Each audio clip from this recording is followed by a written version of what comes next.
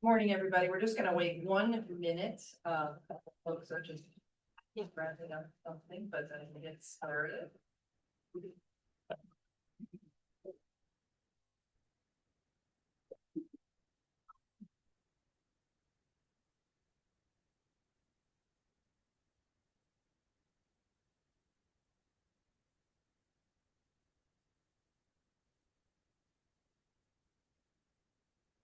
All right, fantastic. I'd like to call the meeting to order. Julie, could you do the roll call? Sure. Debbie Berry, Here. Connor Coakley, David Gilbert, Deb Janik, Trevor McAleer, Here. Rashonda Smith, Bonnie Teeuwen, Here. Alton Tinker. Here. We have a quorum. Thank you. All right, first order of business today is approval of the minutes from the April 17, 2026 meeting. Can I have a motion, please? Thank you. Motion made. Second? Second by Connor. Any discussion or questions? Hearing none, in favor? Aye. Any opposed? Perfect. Do we have any comments from the public today? No public comment has signed up. Nobody signed up. Great. Our next action item is a board member renomination of Deb Janik, who I think it will be joining us. It's not here yet, so we can talk about her when she's out. If we have something to say about this. I do. Deb's been an integral part, short time as on the board right now. She's being renewed for the position. She is pretty vast experience in city and county government. She's actually been in the private sector recently. I think will be a huge advantage for us as part of the board. Perfect. Do I have a motion to? Would someone like to make a motion? Move to renominate Deb Janik. Second. Second. By Bonnie. Any further discussion? All right, all in favor? Aye. Aye. Any opposed? Perfect. Passes. Deb is on board for 3 years. And next we have a new board member nomination of Tom Einhaus, who is with us here today. You want to introduce yourself and give us a little bit of background? Sure. Morning, Tom Einhaus. I finished a 44-year White House Square about a year and a half ago. I've been consulting in the meantime, which is also quite interesting. And doing my best in my retired life. I'm glad to be asked to be part of this organization. Fantastic. And a bit more Tom's bio is up on the screen as well as all the board members. Do we have a motion to elect Tom as a board member? Yep. Fine, thank you. We'll pause here. Do we have a second? Second, Connor, thank you. Any further discussion? All in favor? Aye. Aye. Any opposed? Perfect. Welcome to the board. We're really happy to have you. Thank you. All right, next, we have a report and presentation. Tim, you want to kick this off? Yes, Julie's coordinated right now. We have John Katz and Taker Thunder on the line with us remotely to do this presentation. So a little bit of background, a couple of things. First of all, I think there's a time constraint for John. He's in the middle of travel, but we'll go through the process and answer any questions. This report was a result of something that was started by the board to really identify where we are in the market, where we at the convention center, hotel community, understand the broader scope of the future of our industry and where we need to be with any potential planning. So with that, Julie, I'll turn it over to Don and Jacob so they can start that. All right. You guys hear me? Yes. Yes. Good. I apologize for any interruptions. I'm at an airport, but I think we can make this work. Next slide, please. I'm sorry, I was at the end. All right. All right. So I know we got a little bit of time here, so I'm going to run through this fairly quickly. We start with respect to the hotel situation in Cleveland and the potential need for near-term, long-term additions. We start by looking at a sample of 14 other markets around the country, oftentimes competitors, sometimes comparable. And on the left side, you see the 1,000 rooms that we consider headquarter hotels. Obviously, that's a 600 room Hilton and a 400 room Marriott. And that places you generally in the middle of the pack with respect to headquarter hotel rooms. And then from the perspective of the convention and meeting planner, they also look at what is available with respect to hotel rooms within a half a mile. And there we score a little bit lower.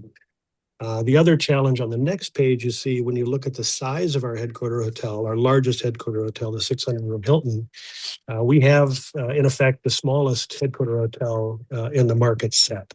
So there is some inference here that an expansion of the Hilton or some addition of headquarter hotel space would make sense, and that would also help support the overall inventory within a half a mile. Next page, a lot going on here, but just focus on the top line. This is the number of properties required to assemble 2,000 hotel rooms. And you can see when you get to 2,000 rooms, most markets require quite a few properties to get there. In Cleveland, we're at 10. There's 6 markets that have the ability to assemble room blocks in fewer hotels. That includes Indianapolis, Louisville, Nashville, obviously, Baltimore. So Move to my computer. good question. You would have to be. Oh, can you talk to So them? you could, if you want to log into Zoom. We good? What if I gave you a student? Yeah, we're good. Okay, so that's the story with 2,000 rooms. When you go down to 1,000 rooms, we need 4 properties, and there are 10 markets that can do it in less.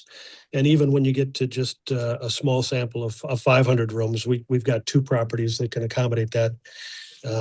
If you combine them, and there's several markets that can do it in less. So just from the perspective of the convenience and marketability of room blocks, we do need a relatively high number of properties to assemble what the event planners might be looking for.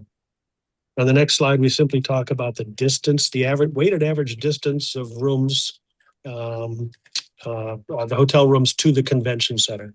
And you can see if we do the math for a half-mile hotel room block of 1,000, the average distance is 0.22 miles. Doesn't sound like a ton, but it's middle of the pack relative to everybody else. There are some markets we're working in now in Pittsburgh and Minneapolis where this has become a major issue, where the room block concentration is too far from the headquarters hotel or the convention center. The next page, I'm going to set up a little bit of exhibit space discussion. And you can see right now we have 225,000 square foot of total exhibit space at the convention center.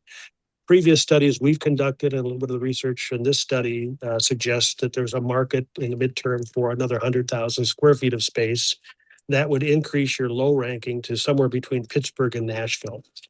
For a market the size of Cleveland, particularly with what's going to be happening on the waterfront, the Justice Center, and the momentum in Cleveland, the notion of having a larger exhibit hall certainly makes sense to us. And if we did that, we'd also add some added meeting ballroom space, and the total space in the building would also increase quite a bit. Now we take that exhibit space and we marry it with the hotel inventory, and we ask ourselves, how many square feet of exhibit space, in effect, do we have for every hotel room within half a mile of the building? And in effect, we've got 65 square feet for every hotel room, which is in a sense favorable. We've got a preponderance of hotels relative to exhibit space, but what's driving that is a relatively low amount of exhibit space. If we were to expand by 100,000 square feet, you can see where our ranking drops to. Lower on this chart means you have fewer hotel rooms for every square foot of exhibit space, in effect, or more exhibit space per hotel room. So it's better to be higher on this chart, like a Nashville, and we're okay now, but any expansion is going to require the addition of hotel rooms. The next slide, we really get into some detail here, and we've taken a look at the 14 markets and looked at a variety of metrics that we find within the metropolitan area, a 90-minute drive time, 180-minute drive time. And then we also zero in on more of a micro analysis, looking at retail sales, dining sales, entertainment sales within a 20-minute walk time. And we build these ratios to say relative to those metrics, including population, corporate base, restaurant, retail, dining sales, et cetera, how many hotel rooms should we have? And the extrapolation tells us that another 500 to 800 rooms within a headquarter hotel environment, that could be either an expansion of an existing hotel or a new development, would be supported based on the infrastructure that exists today in the hospitality and business industry in Cleveland. And 1,000 to 2,000 rooms within a half a mile of the convention center. So now we switch a little bit to the ballroom and meeting room analysis. Here we simply ask the question, relative to the exhibit space we have, how many square feet of, in this case, ballroom space do we have? So we've got 52,000 square feet of ballroom space with the addition from the Global Center. Prior to the Global Center project, we had a ratio of 0.14 square feet of ballroom space to every square foot of exhibit space. That's not on the chart. You can see with the addition of the Global Center, we actually rocketed up to 0.23, a very favorable ratio. In other words, we have a high concentration of ballroom square footage for every square footage of exhibit space. And in our analysis through the industry over years, the importance of ballroom and meeting spaces continue to increase when you're producing events. If we were to expand by that 100,000 square feet, unfortunately, our ratio drops to 0.16. So any future addition of exhibit space should be paired with the addition of some amount of ballroom space. On the next slide, we look at the same type of analysis for meeting space. Previous to Global Center, we were at 0.22, which wasn't bad to begin with. And you can see with the amazing space at the Global Center, we're actually by far the market leader in terms of ratio of meeting to exhibit space. And the other, I think, very fortunate thing for us is the trend forward nature of that space with these various suites, which we think over time are going to become very common in the industry. I think about, major league stadiums, NFL, Major League Baseball, and the premium areas they have. Convention centers are starting to lean into that as well. The rooftop terrace over the ballroom is also a trend forward addition. So not only do we have a high ratio, we have some very interesting trend forward spaces. And even with an expansion of the exhibit space, we still have a very high ratio of meeting to exhibit space, which suggests to us that even with an expansion, we probably don't have to do too much with the addition of meeting space. Now, if I look at those targets and extrapolate them in the manner we did the hotel industry, this suggests to us that indeed that 90 to even 180,000 square feet of added exhibit space in the midterm would be appropriate. It's a matter for the architects and the engineers to figure out how to do it. We know there are sites, the Justice Center and obviously the waterfront areas are going to become in play and highly impactful for what happens at the convention center.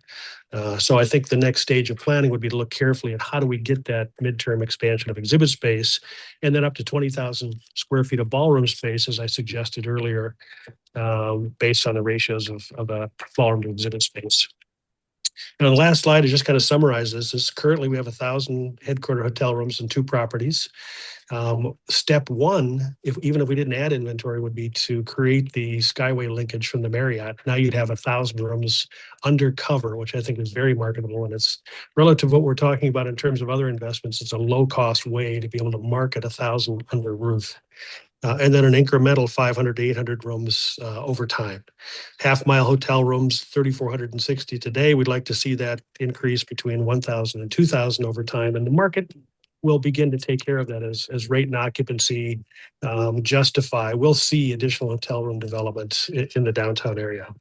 Exhibit, we talked 90 to 180,000 square feet of exhibit space and up to 20,000 square feet of ballroom space would create a package that we consider the next generation for the convention industry in Cleveland. Doesn't have to happen immediately tomorrow. Obviously it won't. But over time, I think the low level of exhibit space, the commensurate ratios of hotel and ballroom space to that exhibit space suggests that the plan we're laying out here is the appropriate targets to, in a next phase, turn over to the architects to figure out how we do that. So that is a quick summary, and any questions, comments, thoughts, we're happy to stick online here for a while and help you out.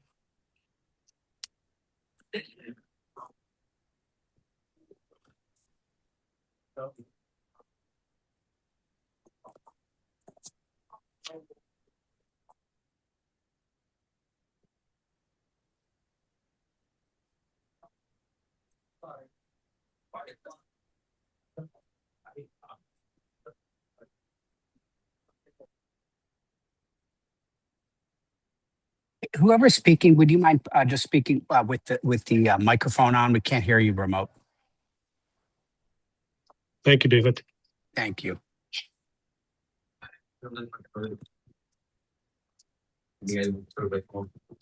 That's like that.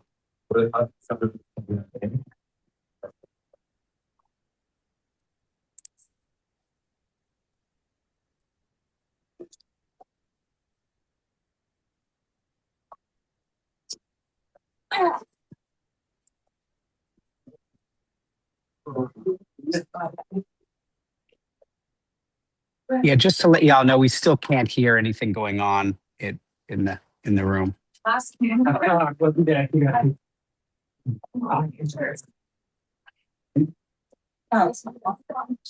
movie did you watch? David, can you hear me? Oh, now I can. Yes, heard that for sure. Got it. Like, yes. I didn't hear the question. I'm sorry. Can you hear me now? She asked if the numbers included public Okay. auditorium. I'm gonna try this for the third time. Third time's a charm. So the question is, do any of these numbers, these figures include the square footage at public auditorium? They do not. And the public auditorium is very interesting. It's got the lower level meeting space, which is not included in the numbers, and I think helps reinforce and support the ratios that we've got in the analysis, which suggests we don't need more meeting space. Obviously, it's not state-of-the-art convention quality meeting space, but it is inventory that is available. And then as far as the upstairs, obviously for large plenary sessions, it's an opportunity for the public auditorium to continue to play and play even a greater role in our ability to attract events. There really isn't what I would consider ballroom space in there. But it's overall, it's a competitive advantage that we see, particularly with the ability for a large medical or even a teacher's event to do a large general session within that space. But it isn't, that kind of inventory is not included in the analysis. So specifically, what numbers in this presentation would change if you would include that space? Honestly, I don't think I would change anything. Here's where we're at. Let's consider the three key spaces: exhibit space, meeting space, ballroom space. With respect to exhibit space, it's hard to sell the space in the floor of the auditorium as part of a larger exhibit package. Convention planners are looking for that contiguous nature. And what they don't want is we've got all our exhibitors here, and then we've got this smaller set of exhibitors that are through a tunnel across the street in another space. It creates that two-tiered exhibit structure. So when I'm competing with, even a Louisville or other markets that can say our space will be totally contiguous, it would be hard to include the exhibit space over there in that package. So we're just not going to count that, knowing it's there for some events, but in general, it's hard to sell. There really isn't a ballroom space over there, so we won't do that. And then the meeting space, I think, is a plus, for certain events. It isn't the kind of, you walk around the existing convention center, the Global Center, and you look at the space at Public Auditorium. It's overflow meeting space, I guess I would consider it, but it wouldn't be up to the quality typically that you might see in a new convention center. The big play for me is the entertainment events, the general sessions. You have a large auditorium that in Minneapolis, Denver, Chicago, Houston, they all had to build those large auditoriums within the confines of the convention center. We're doing work in Minneapolis now, and their 3,600 room auditorium is a huge competitive advantage for them. Well, you have that already. Certainly some investment in public auditorium to get it up to speed, in terms of FF&E, fixtures and equipment, technology. I think that would be a very worthwhile investment as part of this over time. But the individual spaces themselves, we see as kind of the cherry on the top, that extra element, not your traditional typical convention center space.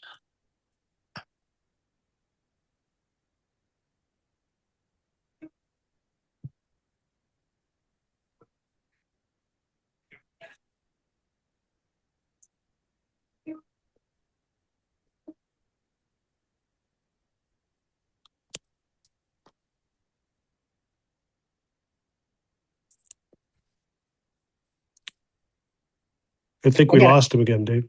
Yeah, sorry, I'll still can't did hear Bonnie on the last one, but unable to hear whatever's being said now. Yeah, that's me again. Can you hear me again? Yes. Okay. I believe that it's in some form or fashion, it should be incorporated in this. It's, it's nice that it's a cherry on top, but if there financially, monetarily, there's an advantage to having it. I think it should be incorporated into this document in some form or fashion. Yeah, I totally agree. And as I was thinking here while we had the quiet, I was thinking, from the perspective of a meeting planner, and David, your sales team walking them through, and the convention center sales staff walking an event planner through, they're seeing the traditional ballroom, they're seeing the traditional meeting space. Here's our exhibit space. And then if we create that connecting experience over to public auditorium, and they are looking for, say, a general session or some sort of entertainment event, bringing in music, the public auditorium is that kind of aha moment where, wow, this is, I mean, it's historic. It's absolutely beautiful, particularly once we kind of upgrade a little bit. So it's that, I'll call it a non-traditional competitive advantage that it's spent, I'll pick a number, $100 million trying to replicate within the confines of the building. We already have it. And not only do we have it in a highly unique and authentic way with tremendous amount of history attached to it. So I may not change my ratios. I may not change my total square footages. But I certainly agree with you that talking about it in the context of the overall sales package and overall inventory package is right on target. Can you hear me now before I go on? Yes. Okay. All Thank right. you. And I'd be the first to admit that the condition of the building is not, to the standard of the convention center. But if you're investing money, maybe the money that is invested should be in public auditorium to make improvements there. So that it is comparable to the current convention center as opposed to building brand new or an expansion or whatever the thoughts are moving forward here. Agreed. Bonnie, I would add I think two things that John said I think are really important. And I've got a few thoughts separate from this on the presentation. But I think that whatever we might decide to do in terms of expansion we certainly need another hotel tower. I think two things John said are really important that are in the scheme of things relatively low cost that would bring high value. One is just what you were alluding to, just making a better experience in connecting public hall and the convention center. Just we know this from when we sell it, when people use it. For those that for which public hall, oftentimes it doesn't work. For certain things, it's an amazing addition, but yet the connection between the two is not a great experience. And then I'd also reiterate that thought of getting back to if we're ultimately thinking of some larger package connecting to the Marriott. We have it across the street. In the grand scheme of what some kind of expansion project, it's a relatively low cost addition that would yield significant benefits. That said, in doing it doesn't, I don't think, and John, you correct me, it doesn't negate the need for another convention hotel tower.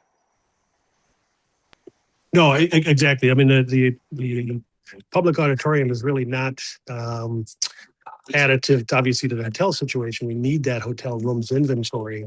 Where I find value in it is the uniqueness of the space, the ability to do something interesting on the floor of the auditorium, the ability to do general sessions. And I completely agree. We've all walked from the convention center underground to the public auditorium. You arrive at that meeting room level. It doesn't need to get to the quality of what the Global Center offers, that newness. It needs to offer something that's quality and unique. And again, it's for the architects to figure out public art, signage, wayfinding. There are ways to do it. And again, you're renovating space, you're not building brand new space. And once you finish, you've got something that really very few, if any other markets have. And I think it's a highly unique, positive addition. Okay, thank you. Okay, good. Bye-bye. Other questions? I guess I didn't have my microphone on. I guess I have two questions, and David, I know you said you wanted to say something too, but just really quick.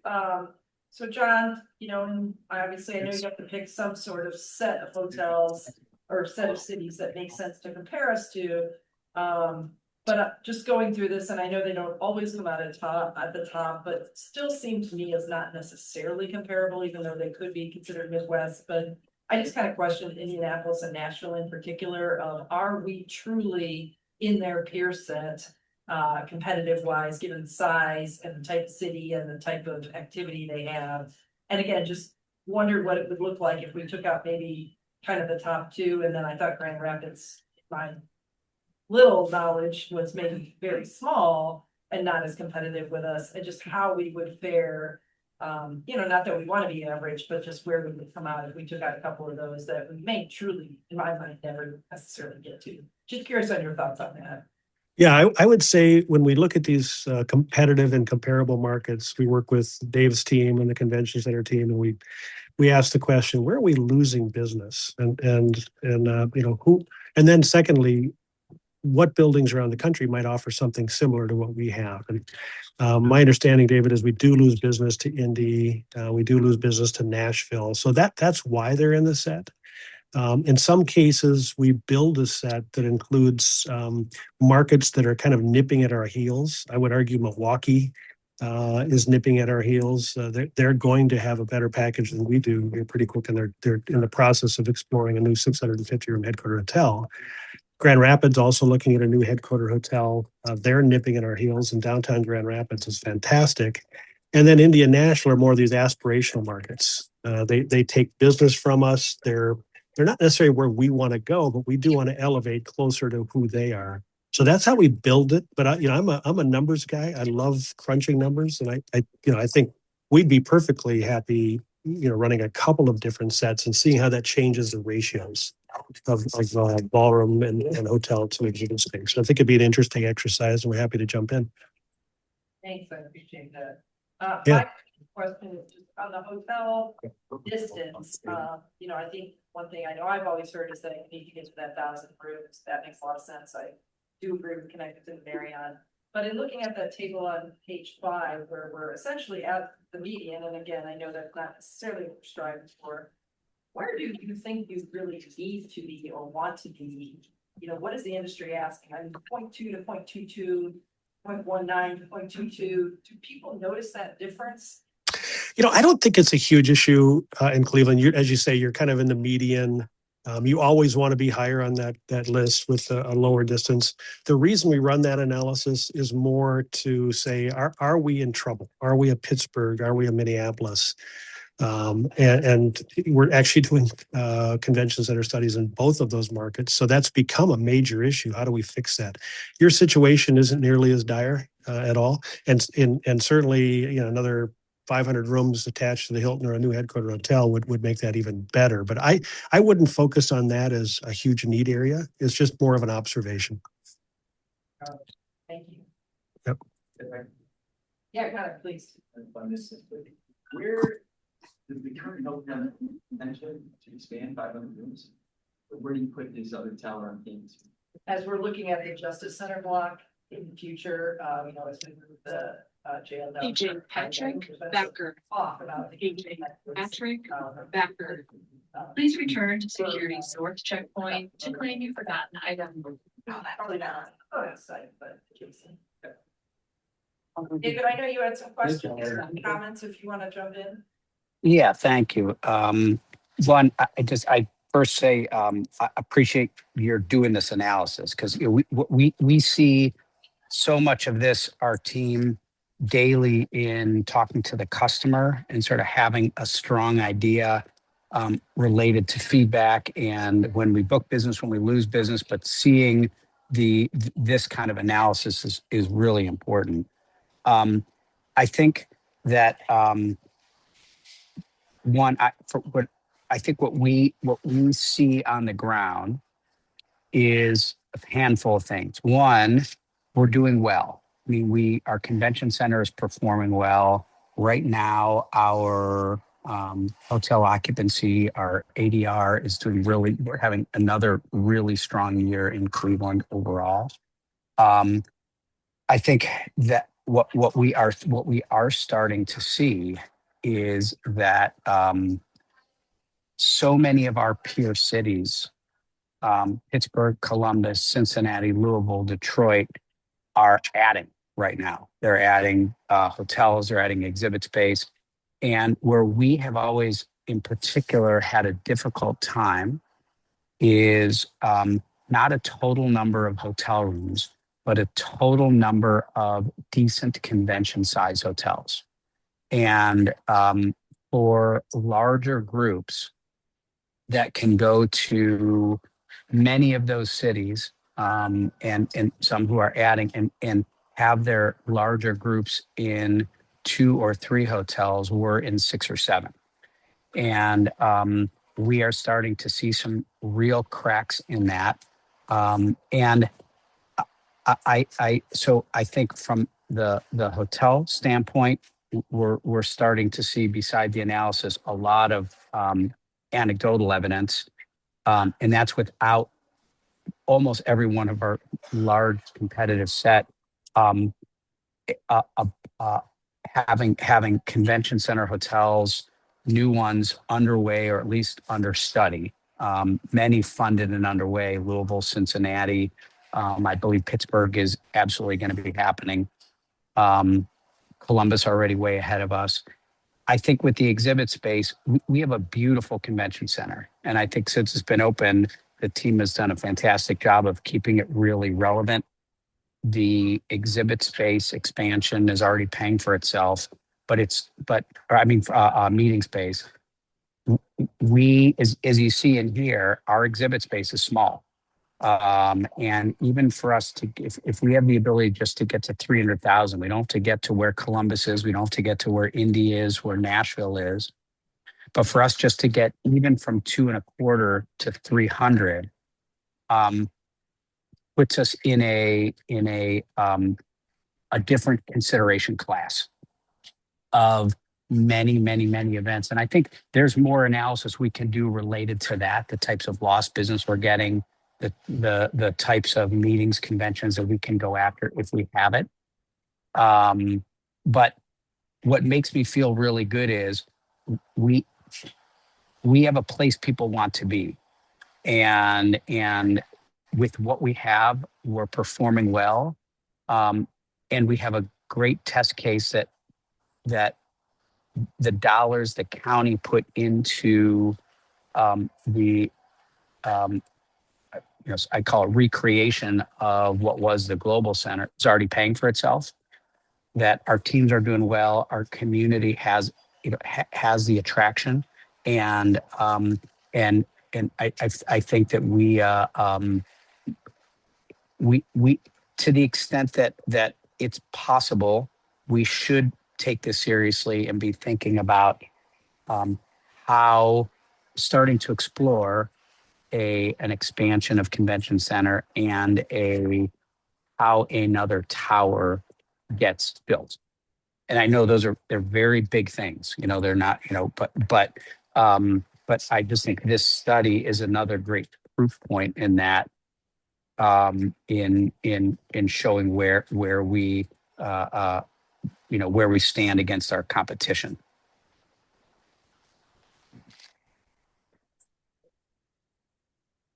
Any other questions or comments?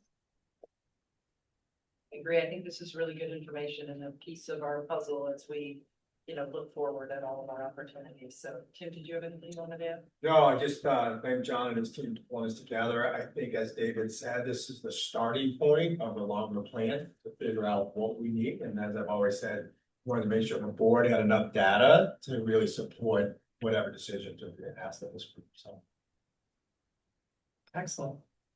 All right, John Jacob, thank you so much for being on. John, I know you again are in the middle of travel, so we really appreciate following up with you. Yeah, they're great. Yeah. And obviously, we'll continue to work on some of the comments that were suggested today. And Tim, if there's anything else that comes up, just let us know. We'll get on. John, I'll be in touch. I'm going to follow up. Oh, and then take care. Thank you. Thank you. All right, let's move on. We've got a still packed agenda. So Jeff, you want to take us board leadership transit? Yeah, this is. Sorry. This is very simple. So earlier this year, as you know, that time the board president, Majid, resigned. So he stepped off the board, and he also stepped off, obviously, then being the president of the board. So that two things happened immediately. Number one was under our rules, Debbie, who was the vice president, stepped up into the role of being the president of the board. And obviously, we then went through the process of new recommendations and nominations for that board position. So the question then that becomes what happens, that was an interim step. So in terms of officers, the way that this organization works is that every year there's an annual meeting in October, and prior to the annual meeting, there are nominations and recommendations for a new officer slate. But when a member of when there's a resignation, for example, from a board leadership position, the board does have the option at any time, at that point in time, to nominate and select a new officer. So at this point in time, right now, Debbie's in the position of being the board president.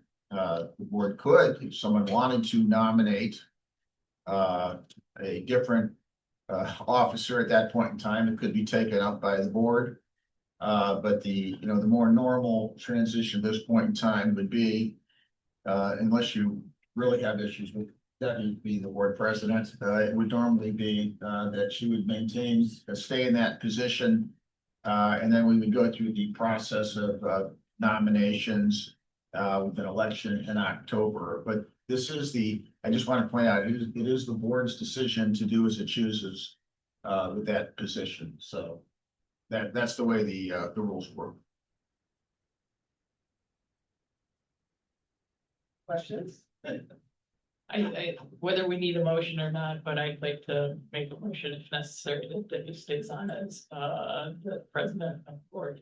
And Bonnie, the answer is if we do nothing, she stays in that role. Obviously, you could make an affirmative motion if you want to give her confidence that you all support. I would second that affirmative motion. All right, I guess we have a motion on the table. Do we have any further discussion? Thank you for your support. All in favor? Aye. Any opposed? Aye. Great, thank you all. I really appreciate that. Thanks, Jeff. All right, moving along. To that point, do we need to have a vice chair? Well, I was just about to actually mention that. The answer is right now, we once again have that decision. You could go through the process of filling that role by nomination and a vote if you want to before October, and that's something the board can do. And by the way, that could be done at a meeting like this. It can also be done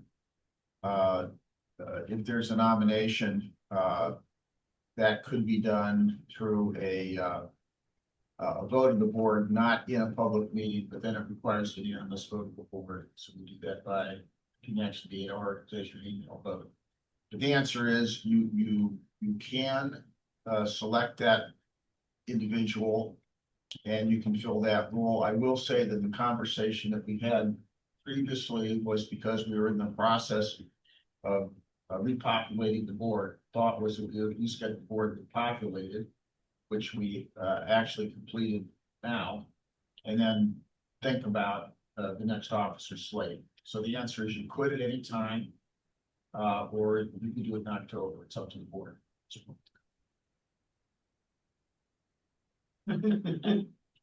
So not to speak for our new chair, but I know she's very busy and there may be opportunities where, instances where she cannot make a meeting, that it would be essential to have a vice chair to take over for that. So I can say that can also be something that the executive committee can take up and you can do it any way you want to. There's no strict method of doing it on her rules. I was just gonna add though, thank you, Bonnie.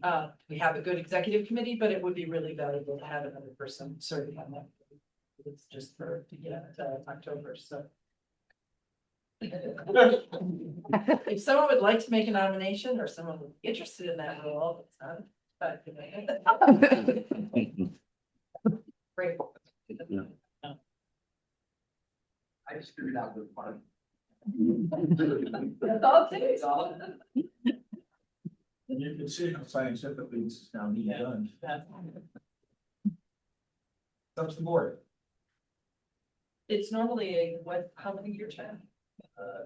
3 years.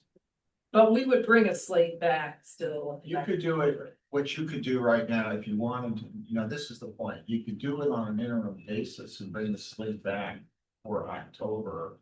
So the question is really going to be, for August and September. Do you want to do that? Do you not want to do that? Once again, you will have, you have to begin the whole. Normally the nomination process, it's kind of like what you guys just did, pointing to each other, but it's a little more important. Where a board thinks about those positions, there's nominations for them to. Excellent. I would like to nominate Deb Janik to be the vice president of the CCCFDC board. Do I have a second? I'll second that. Fantastic. Any?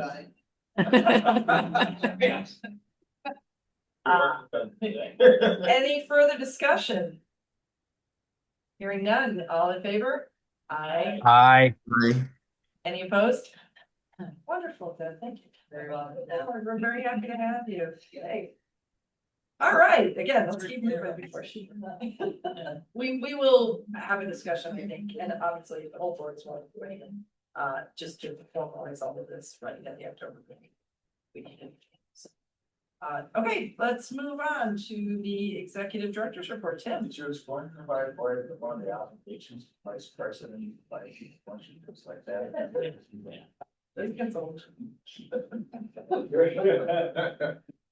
Good morning again.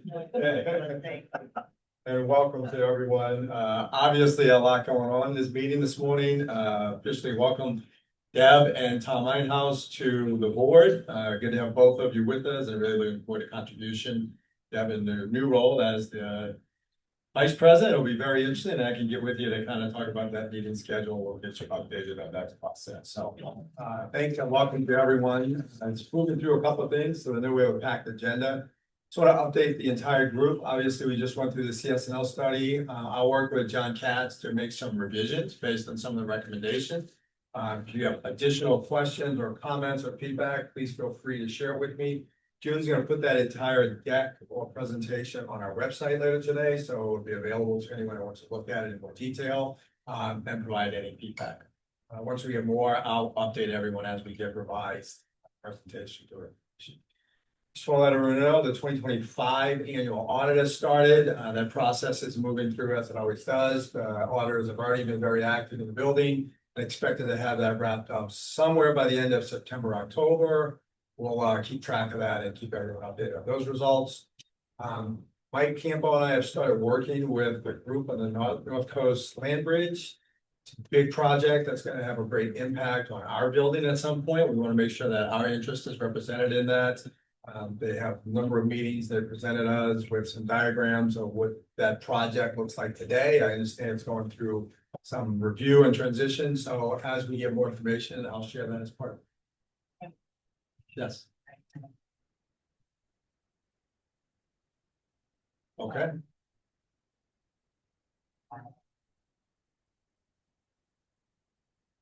I don't see it as a conflict at all. I appreciate it. It's good to have impact. I think, Tom, you're also involved with that from some degree. Okay, got it. So again, I think the involvement's good. I don't think there's any conflict at all at this point. But again, from our perspective, our only involvement is just representing how it affects. The 2024 Osborne Building Assessment, everyone knows that we went through that process at the end of 2024. We worked with Osborne to do the obligatory review of the facility as part of our contract. Mike is still working on a number of projects. We'll talk about it in a little bit in the capital projects, but they've made great progress in that. We're actually starting the process because that review needs to be done in 2027 also as part of our obligation. So in first quarter of next year, Mike is going to work with different companies to look at our options to contract that service and assessment again. And then we'll look at what those recommendations are by the end of next year. Year-to-date results, Mike and Jude will go over those shortly, talk about where we are year-to-date. I think they've made great progress. The teams have done exactly as expected, with cost containment and revenue growth. Really pleased with their results. It made over an $800,000 impact on the funding, which is a net savings to CCCFDC at the county. So applaud them for that job, but there's still risk, as you'll hear about today. We're only in the middle of the year. They still have business to book to make the forecast. And as always, again, we're subject to geopolitical issues and changes in the environment. So being flexible and ready to pivot to make changes to make sure that we still reach our goals is critical for us. We've also started the 2027 annual budget process. Mike is going to provide me the first look at the annual budget for next year by next Friday. I'll start working through that process over the next 60 days. And before the October board meeting, I'll schedule one-on-ones with each board member, go over those projections, review all of it so everybody can understand it.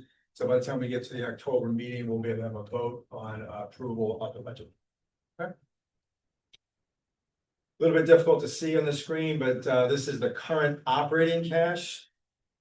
Let's see this out, but this first column here for everyone, 2026 budget. This is funding from the county all the way down to our net ending cash is what our budget was to end with $3.5 million. That includes funding for CCCFDC, Convention Center funding, as you can see there, was projected as $3.3 million. Year-to-date results, you can see where we've moved through so far. I think the most important part of it is year-end. 2026 year-end budget right now, as we're projecting, based on all business issues, coming under budget for CCCFDC. There's $1 million that you can see there in the capital funding and Superman. That's $1 million that we're able to move out of our operating cash from 2025 into capital for 2026 as a result of great results last year. By again, everything that we did by reducing our funding, we were able to fund into the capital. $40,000 represents the $40,000 that was paid by Sequin Schuster for repairs and maintenance of Superman Plaza. So that's why that shows up there, because it went into operating cash for capital holding.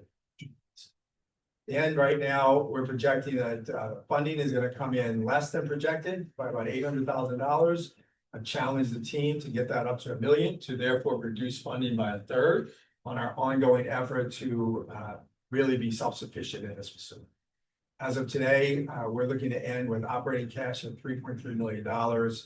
That'll allow us to, again, move $1 million into capital or more, and that will depend on the 2027 budget.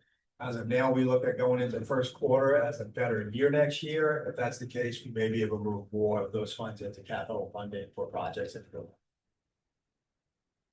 Speaking of capital cash flow, again, a little bit difficult to see here. But on this screen, you can see we started capital expense beginning budget at $2.3 million. We added $1 million out of our operating cash, opening with 3.3. Capital budget was 2.1. Ending $1.1 million was the initial budget. And as of today, we've had some additional expenses. Our capital is coming in at about what we budgeted. And then we have some supplemental projects that I'll talk about shortly. Some that we've already started on the farm, which I'll show you images of shortly. Security screening, I'll talk about shortly. And then on the vandalism, we had some major damage that was done on the mall area. It's coming in at about $70,000 of expense to repair those mirrors and glass that were damaged in the mall area. We're trying to get reimbursement for that, but it's gonna be a long civil process to try and get that done. As of today, we're looking at ending at $975,000 in cash in our capital budget going into 2027. That's before we were able to move $1 million in. We'll look at that in January. It's a little bit of a moving target based on other projects that we may have coming up over the next couple of months. Any projects over $50,000, I'll bring to the board for approval, as I'll talk about shortly. Okay. Moving through some of the projects. These are already accounted for in our funding. The coffee maker behind the atrium ballroom. You may remember, those of you who have been on the board for a while, we did not put a coffee maker behind the ballroom, so we're moving through that process.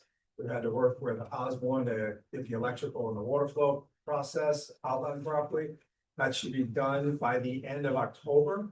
We'll have that moved in. The digital sign on St. Clair. It's been a long process to get this done, but we think we're at the finish line now.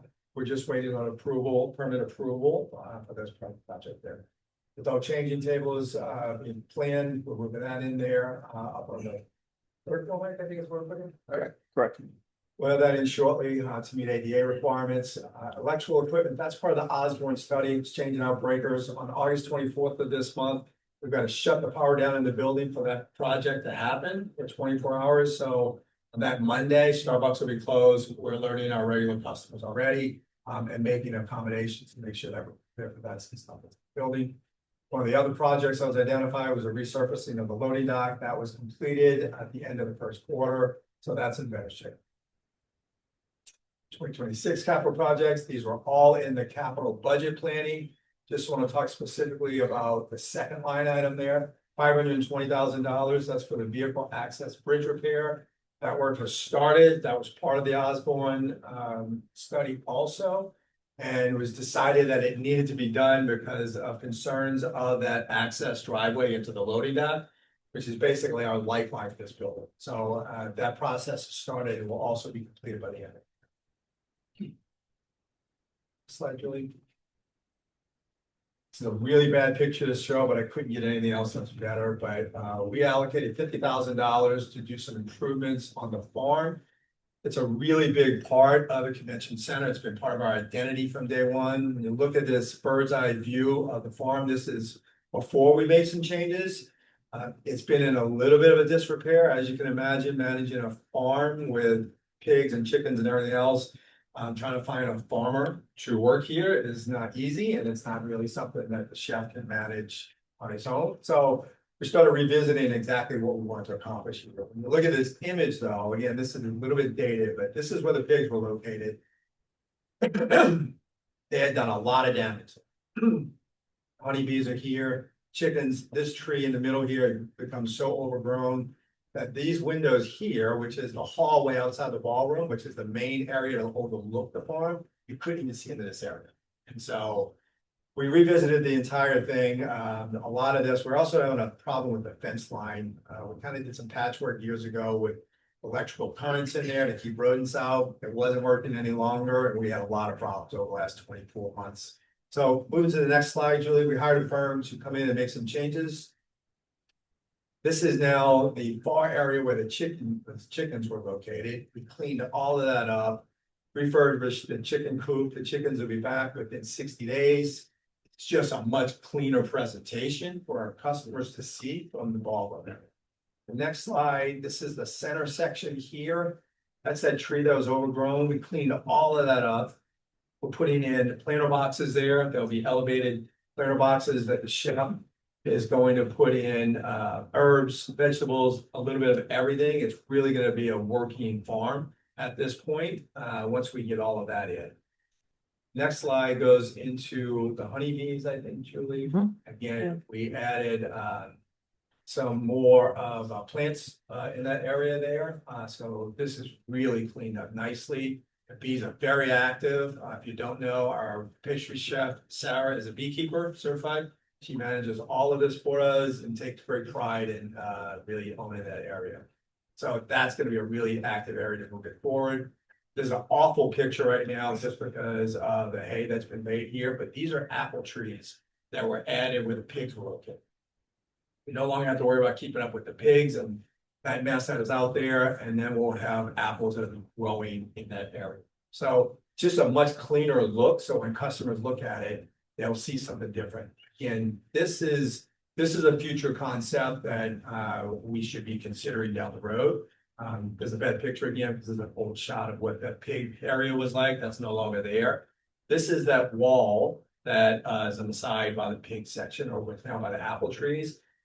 The gentleman that did the mural in the building here, did this for us and put it up there as an idea of something for us to add once we get settled.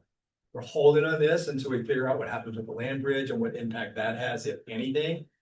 But if all goes as planned, I think we should consider down the road doing some type of mural there. Doesn't have to be this, but I absolutely love the script Cleveland up there. I think it's gonna be a really nice addition to that farm and add life to that area. Again, to be decided later on. We'll work with the artists when we're ready to present this to the board, but again, this is future planning for us. Okay. New capital projects, just again, there's no really good way of showing this. I'm presenting to the board for consideration and vote of approval today.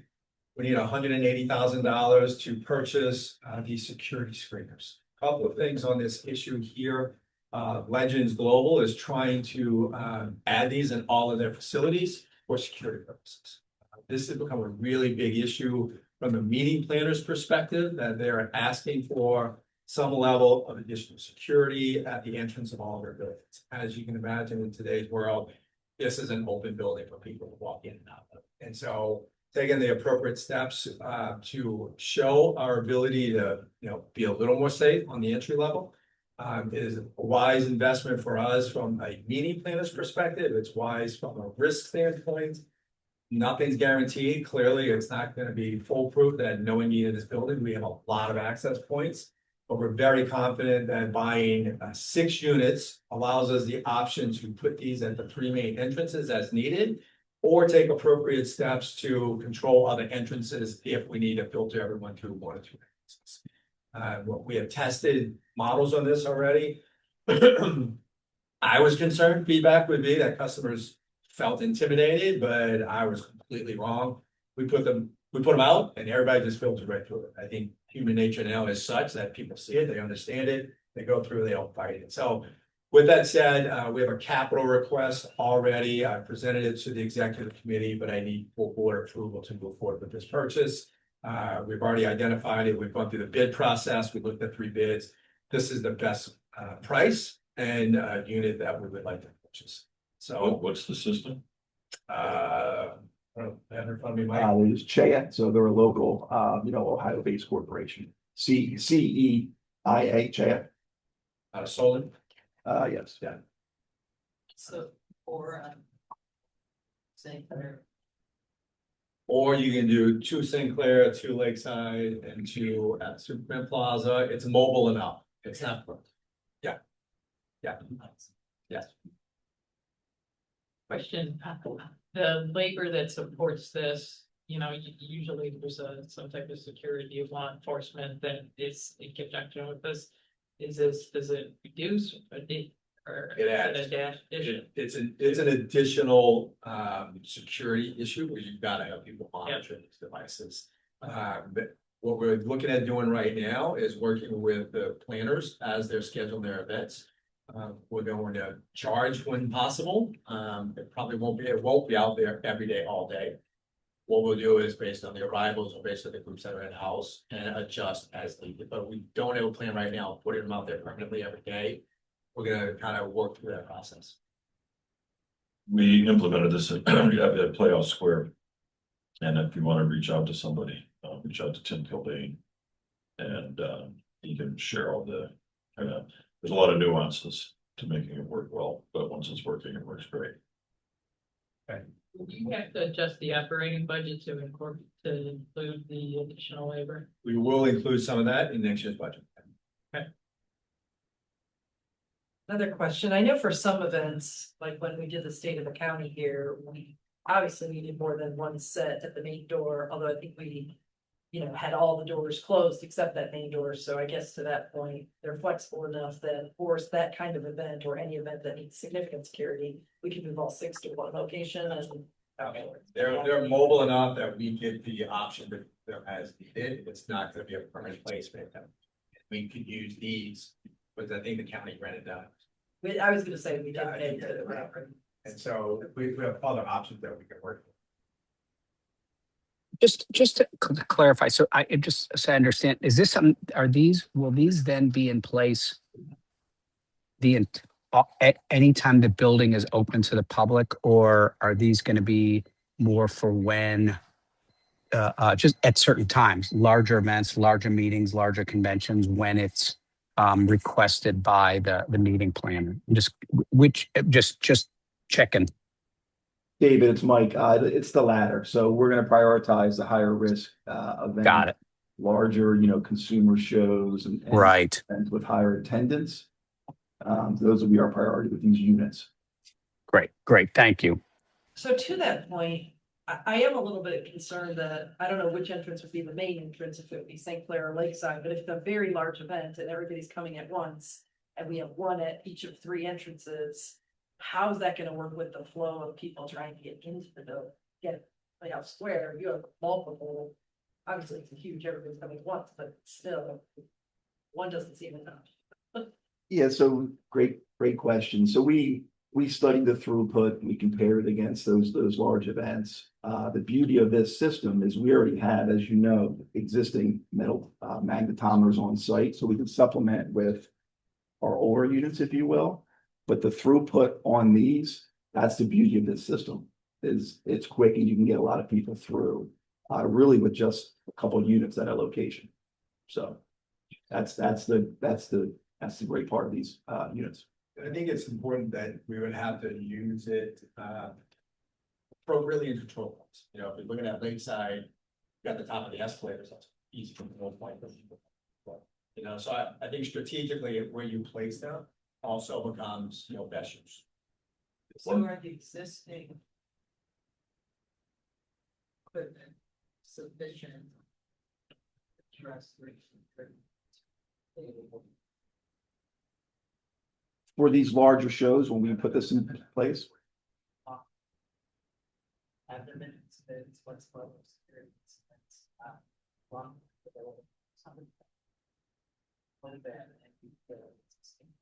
Sufficient to address that. There's not.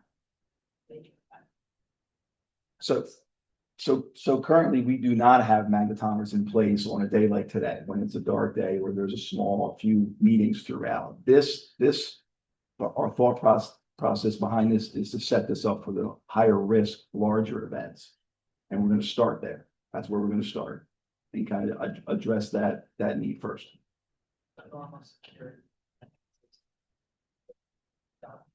Correct. Right. Yeah.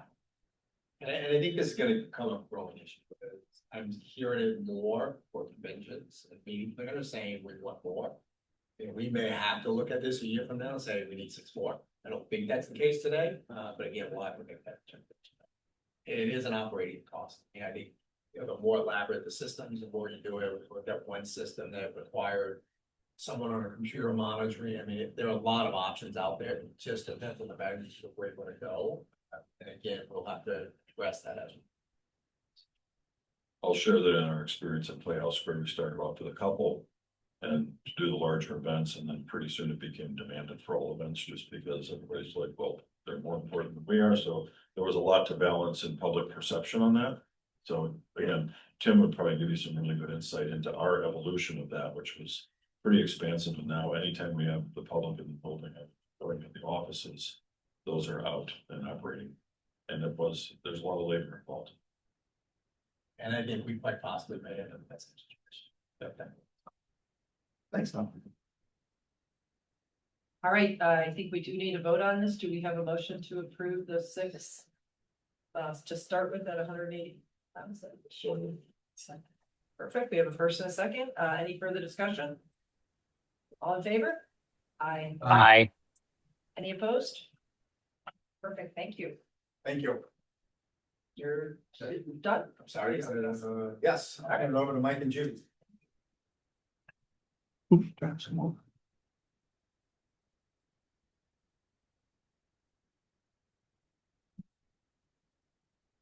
All right, welcome everyone.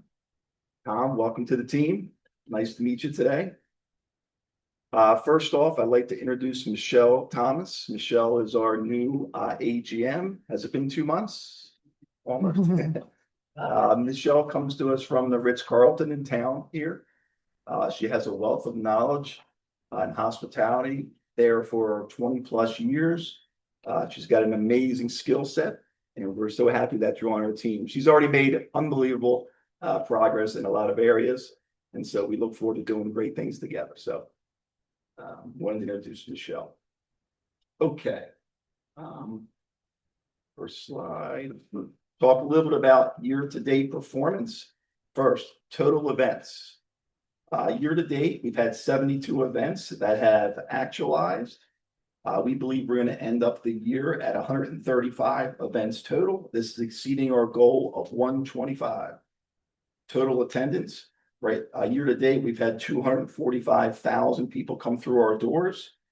We believe we're going to finish the year at 410,000 people, which also is exceeding our goal, which was 375,000.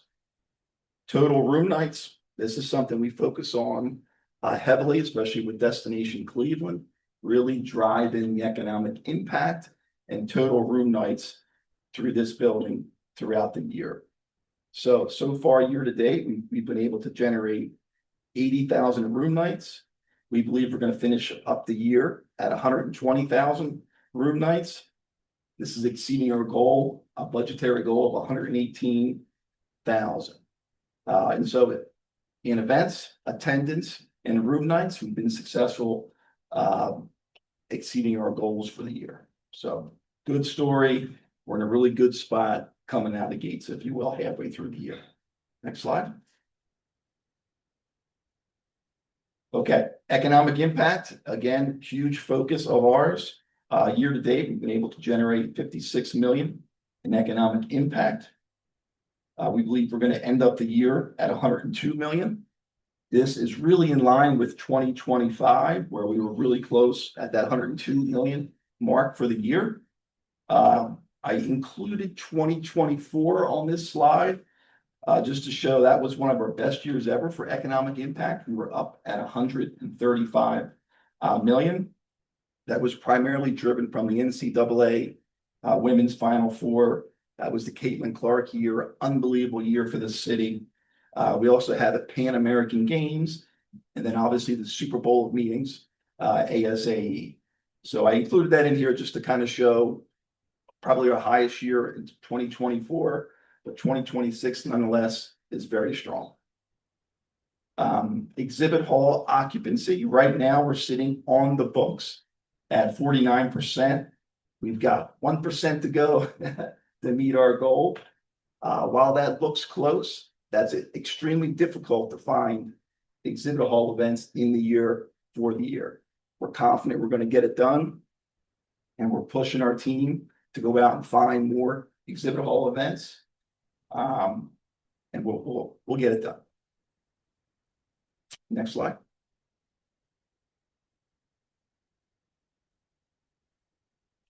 All right.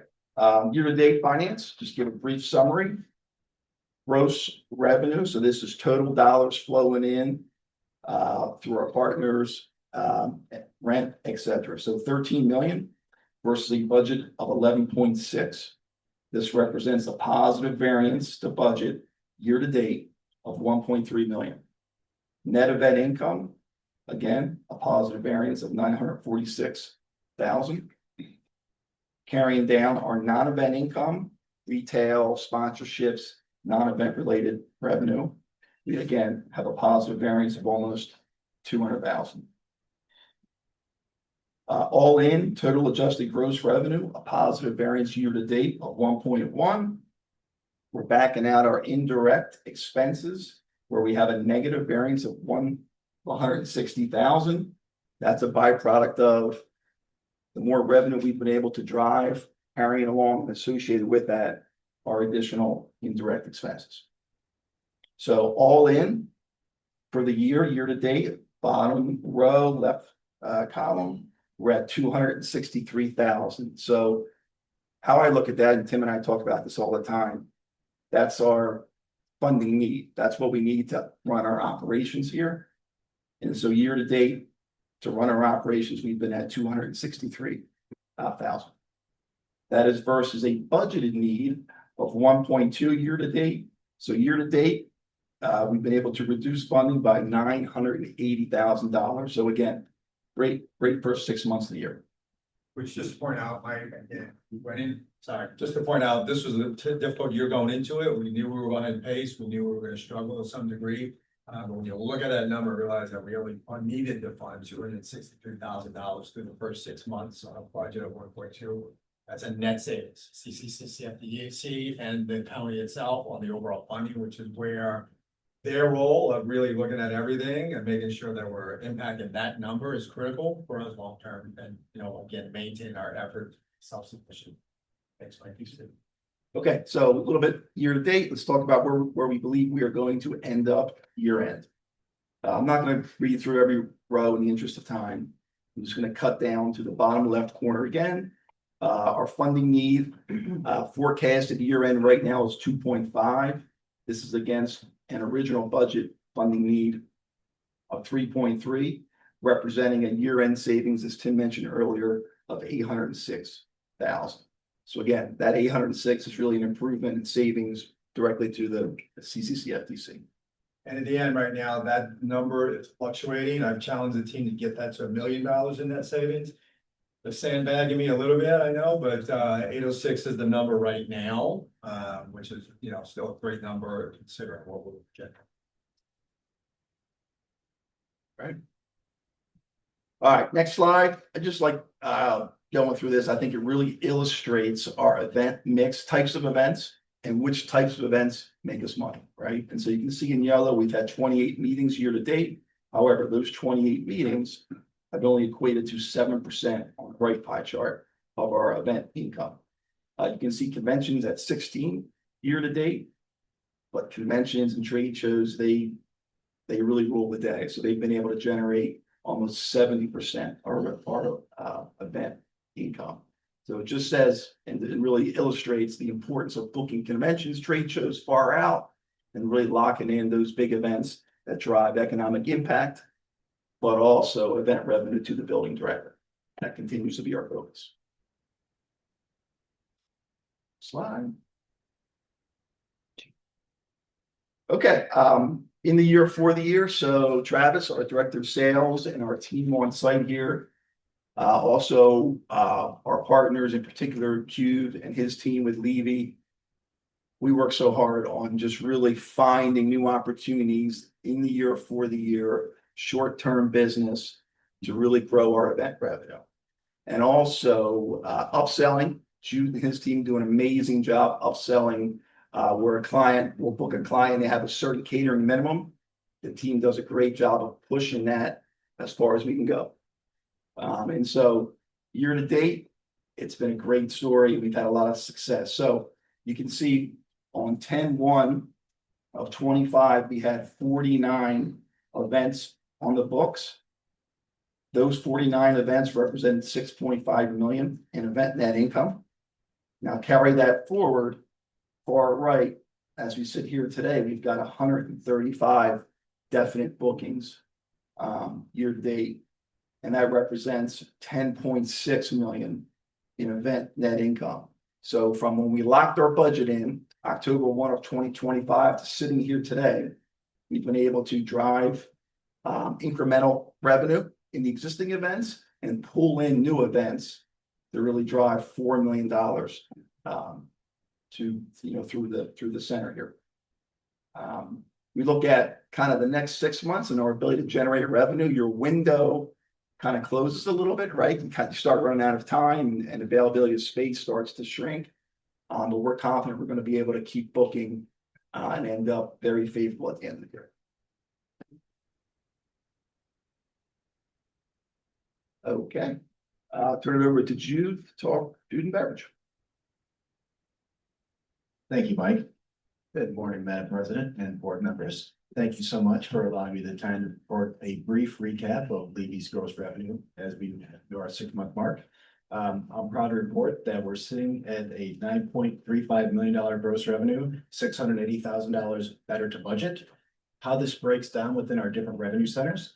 We see banquets and catering leading the way at 7.4 million to a budget of 6.6 with a positive variance of 729,000 plus. As Mike alluded to earlier, we look to maximize shows, be nimble and move quickly as teams and continue to gain synergy and momentum. We see our non-hosted concessions for our consumer shows an actual of 1.1 million plus to a budget of 1.2. We've seen a slight dip of over 100,000 in those shows. We've seen a slight dip in discretionary spending by consumers, and part of that is show mix. As you look at our Starbucks outlet, we're sitting today at $577,634 to a budget of $532,300. Positive variance of 45,000 plus. Most of that is derived from the changes that Starbucks is allowing us to make as operators with the Brian Nicole Back to Starbucks program. And then Bagel Boulevard. Bagel Boulevard, our Levy homegrown concept. We're sitting today at $230,702 to a budget of $227,500 with a positive variance of $11,202. Any questions? Great job, great job on the F&B team. I think, changing times and where we're seeing the market change is where we're adjusting as much as we can. The Starbucks move has really been helpful. So, continue those efforts because that's a really difficult challenge based on their requirements. So thank you. Thank you.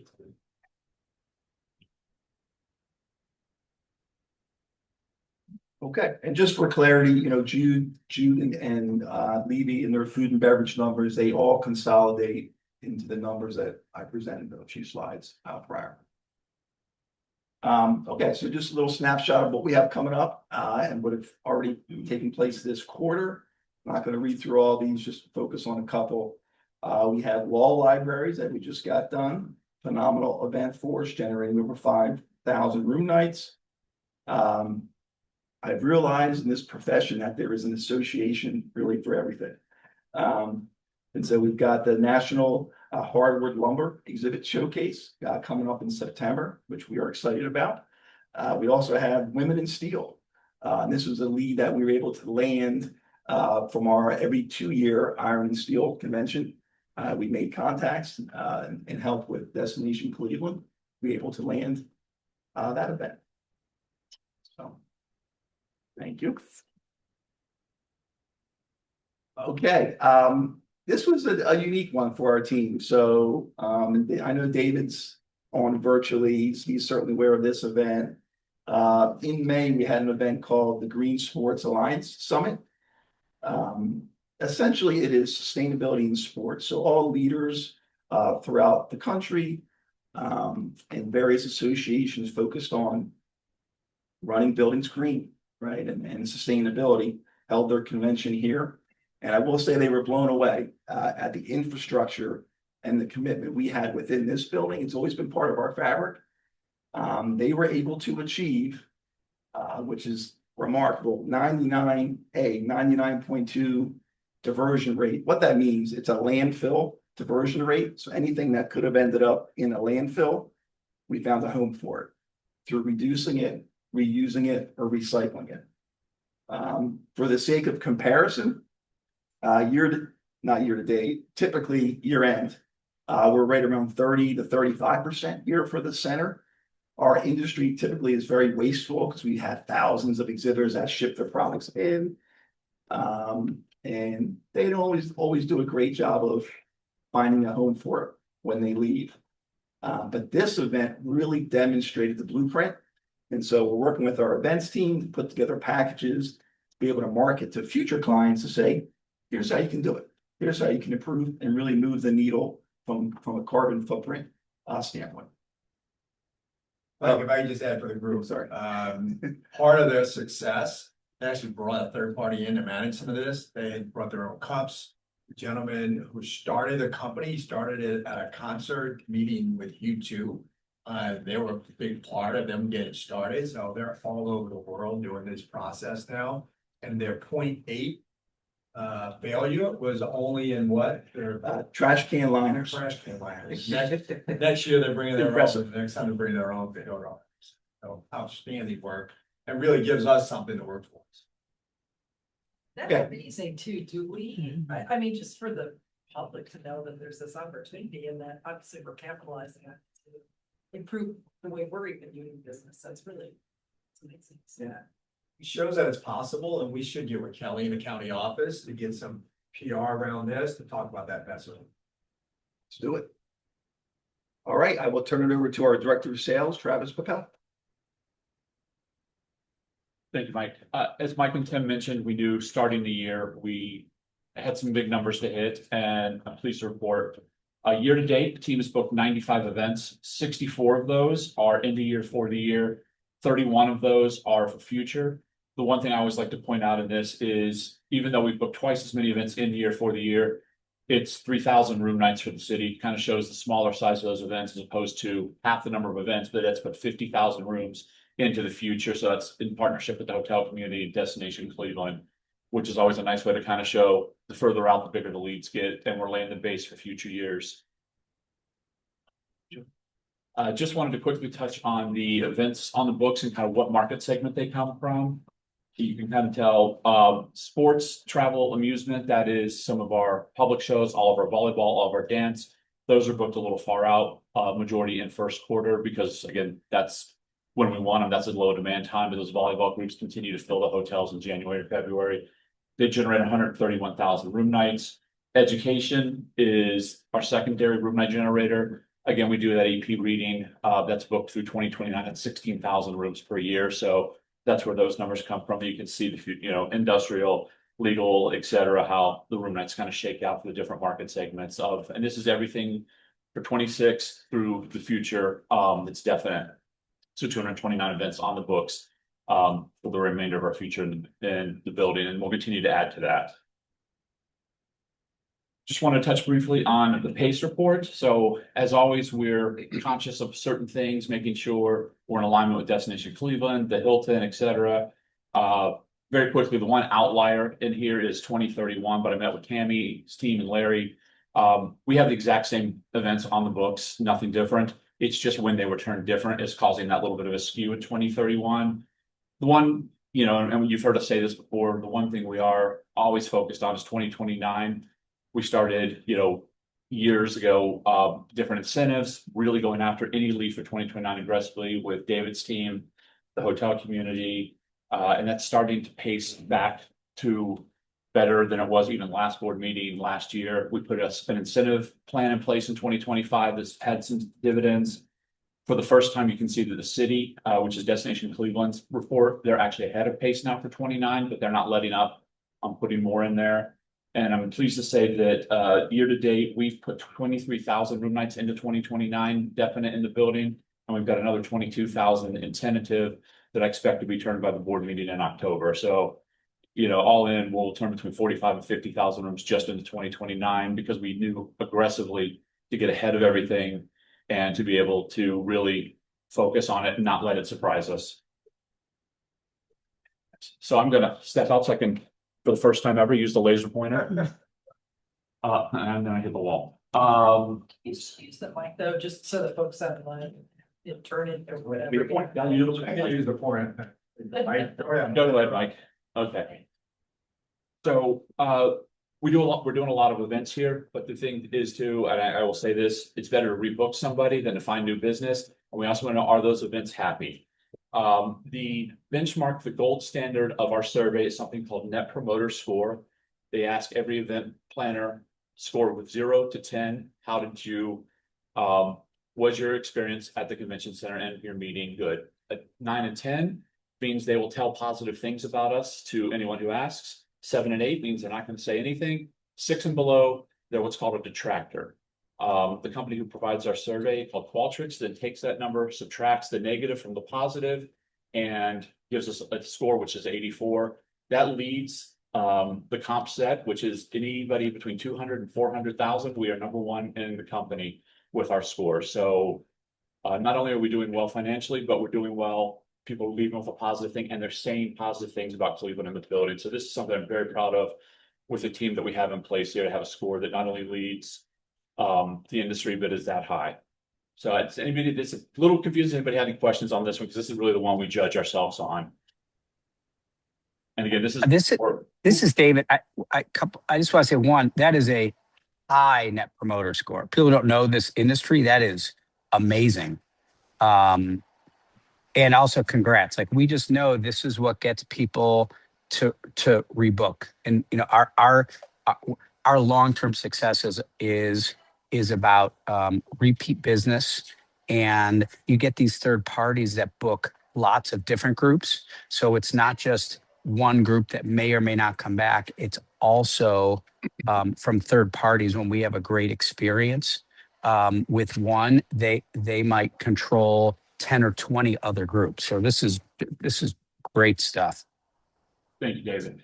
And the one other number I did want to point out here, Mike, if you can, 19% is the average against all other convention centers, not just 200 to 400,000. So not only are we first in our comp set size, but we're also 19% higher than every convention center that is surveyed throughout the company. So again, team's doing really well. Events, operations, the people who actually deliver the service, couldn't be prouder. Our four main categories, and I'll go through these very quickly. These are, we ask people to rate your poor, average, poor, fair, average, very good, and excellent. These are the percentage of people who score us very good or excellent only. So top two categories, anybody else doesn't count in as far as this percentage. So overall experience in the building, 89%, overall quality, 89%, overall condition, 89%, and then meeting needs, 100%. 100% of anybody we've surveyed has said either very good or excellent for having their event here. So that puts us first in that category, fourth in condition and quality among our comp set of 200 to 400,000 square foot buildings, and then third place in overall experience. So again, numbers I'm excited about. That was without Michelle here, so no pressure on her, but they're probably already going up as we speak. So Travis, congratulations, great, but I do see overall quality went down a little bit from last year. Just, do you have any feedback as to why that might have happened or what the concerns were this year? I don't. I think we just started the year off really well last year this time. So even though it's an 89, I think we just, a good versus a very good, that little bit sometimes, and sometimes it's the event mix. But at 89, I'm proud of it. And I never like to see it year over year down. But sometimes it does, just one survey swings you one way or the other. So again, no pressure on Michelle. And a little bit of pressure on Michelle, just. Yeah. That score is also, could you be cleanliness, it could be a lot of different things. Yeah. So just on the operations side with her being here, really confident, we'll see that consistent on slide.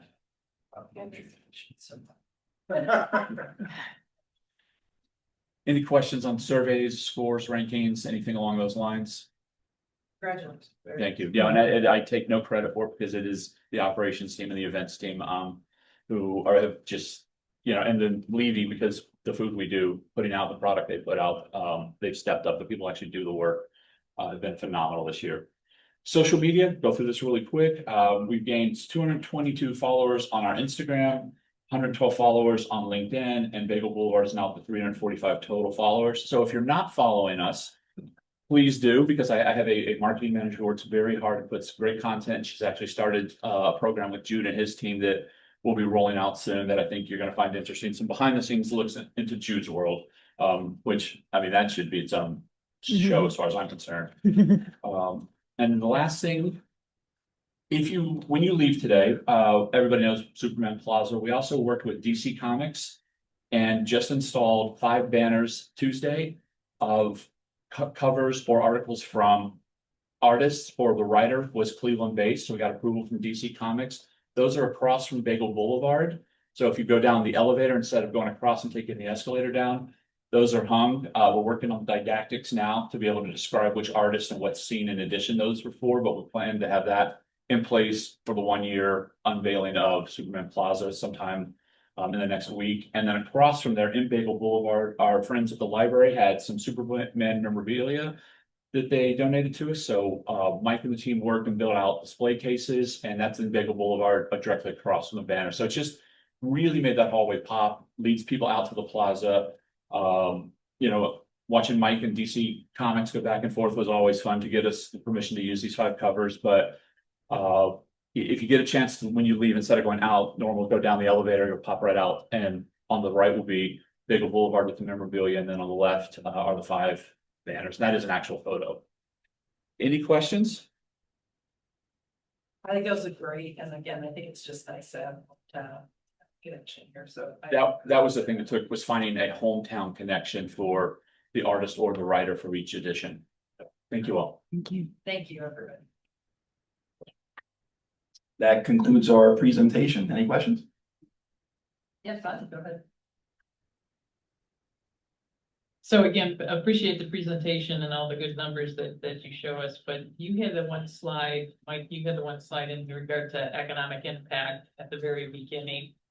I would be interested on some projections for economic impact based on what CSL is recommending and how the two are connected.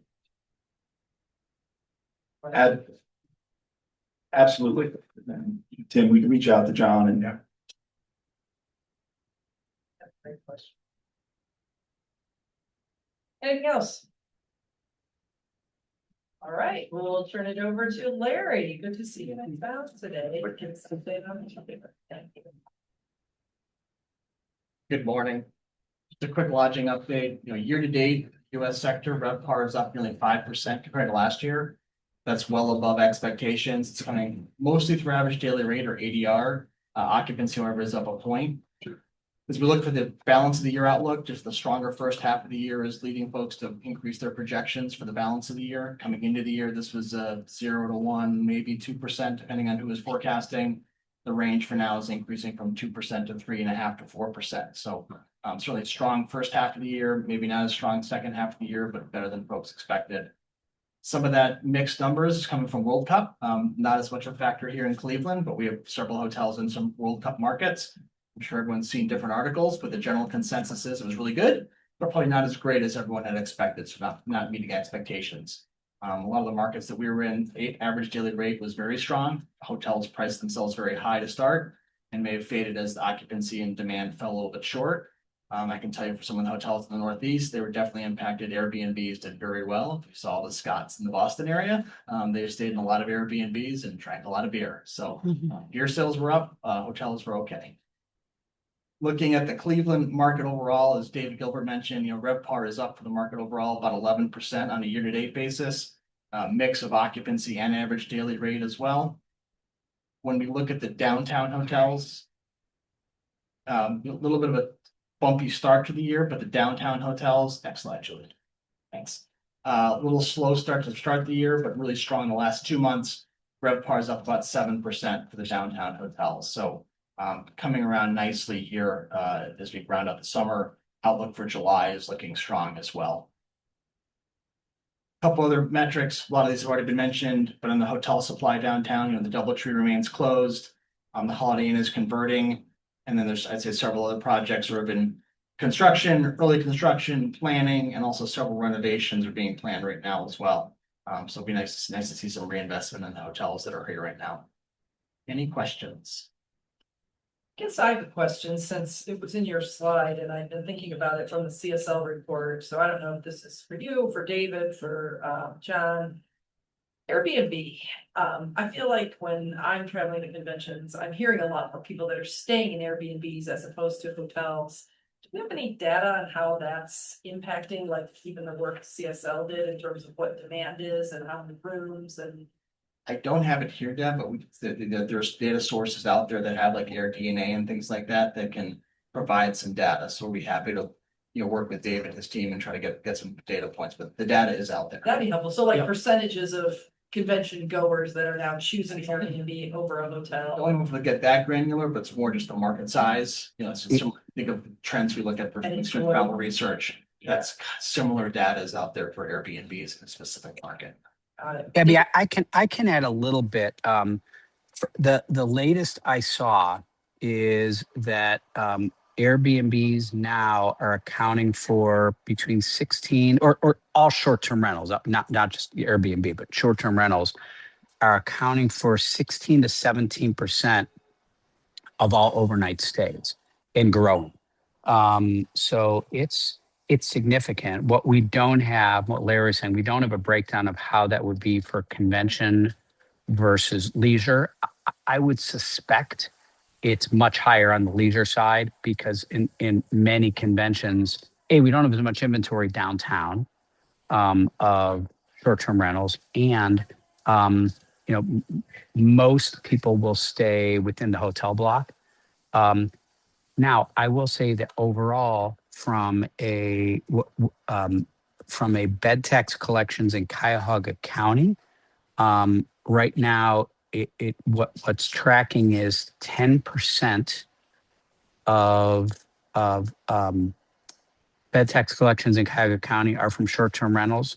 So it's probably a combination of a couple things that we don't know. We'd love to help try to get to the bottom of it and understand it better. One, is there just less, are just less people staying in short-term rental versus hotels in Cuyahoga County versus nationally? And two, are we collecting everything we should be collecting in terms of short-term rental? And three, short-term, we don't know short-term rental rates. So, the difference between 16% of rooms, it may constitute a smaller amount of revenue because I guess that's the best data I have nationally and locally, but it continues to grow. All the research we look at is that it does. Short-term rental is becoming a greater and greater percentage of where people stay. David, do we have knowledge of, you mentioned there's not probably a lot of short-term rental in downtown. Do we have knowledge of how much, again, I don't know what the right metric even would be, but just to understand what the, capacity is or opportunity is for people? We don't. We can try to work with your team at the county to understand at least where they're collecting it from. I mean, that's probably the only, other than anecdotally, that's probably the only source I can think of we have to try to get a real good handle on that.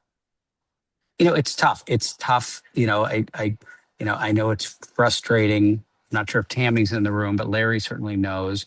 It's frustrating for people in the hotel industry because there is a certain amount of regulation, and hotels are, they're regulated in a certain way, and it's a much more definable set, and much less so overall for short-term rentals. Talk with John too, and just see nationally if they have more data or more thoughts on how to collect that data. I'm just kind of curious how that all plays out. Sure. So, any other questions? All right. Thank you. Appreciate it. All right. Do we have any old or new business? Being none. We had originally planned then to go into an executive session to discuss a real estate matter related to the CCCFDC contracts.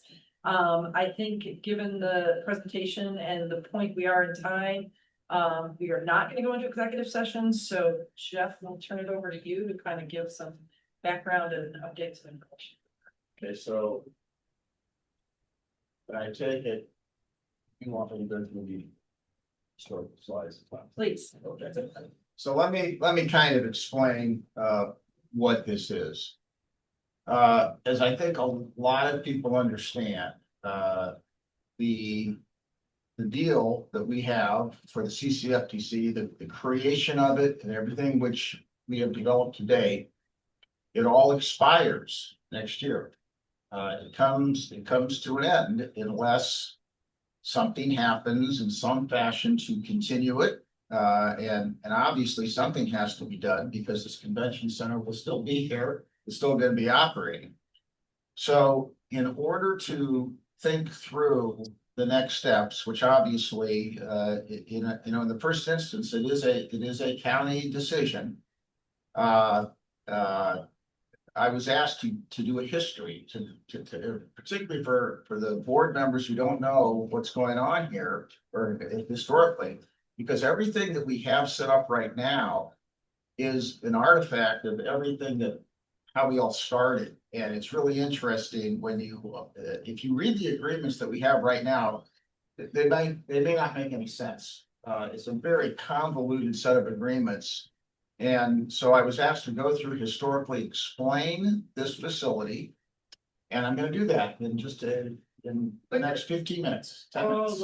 Well, 8.5 minutes. So, so I'm going to go through some slides, which were from a larger presentation, but we'll go through it quickly. So the first slide you see there, historically, the Cleveland Convention Center started out, it was the largest convention center in the United States when it was created. 1922, it was the site of the Republican National Convention for Calvin Coolidge. And then the underground exhibit halls were added in 1932. It was the site of the Republican National Convention for Alf Landon. At that point in time, we had very elegant hotels downtown, like the Hollenden House. And this was really quite a convention hotspot. We had a major renovation and expansion in 1964, which is what most of you old timers remember was here before things started to change. If you can flip to the next. Okay, so, and while millions were being spent, by 2007, this facility was long obsolete. And there's a number that you should keep in mind because it's relevant here, and that's $9 million. What was going on by 2007 is the city was spending $9 million a year for the convention center, but getting very little return for it. By that time, the facility was obsolete. It wasn't drawing any meetings. The downtown hotel industry was in similar decline. Next slide.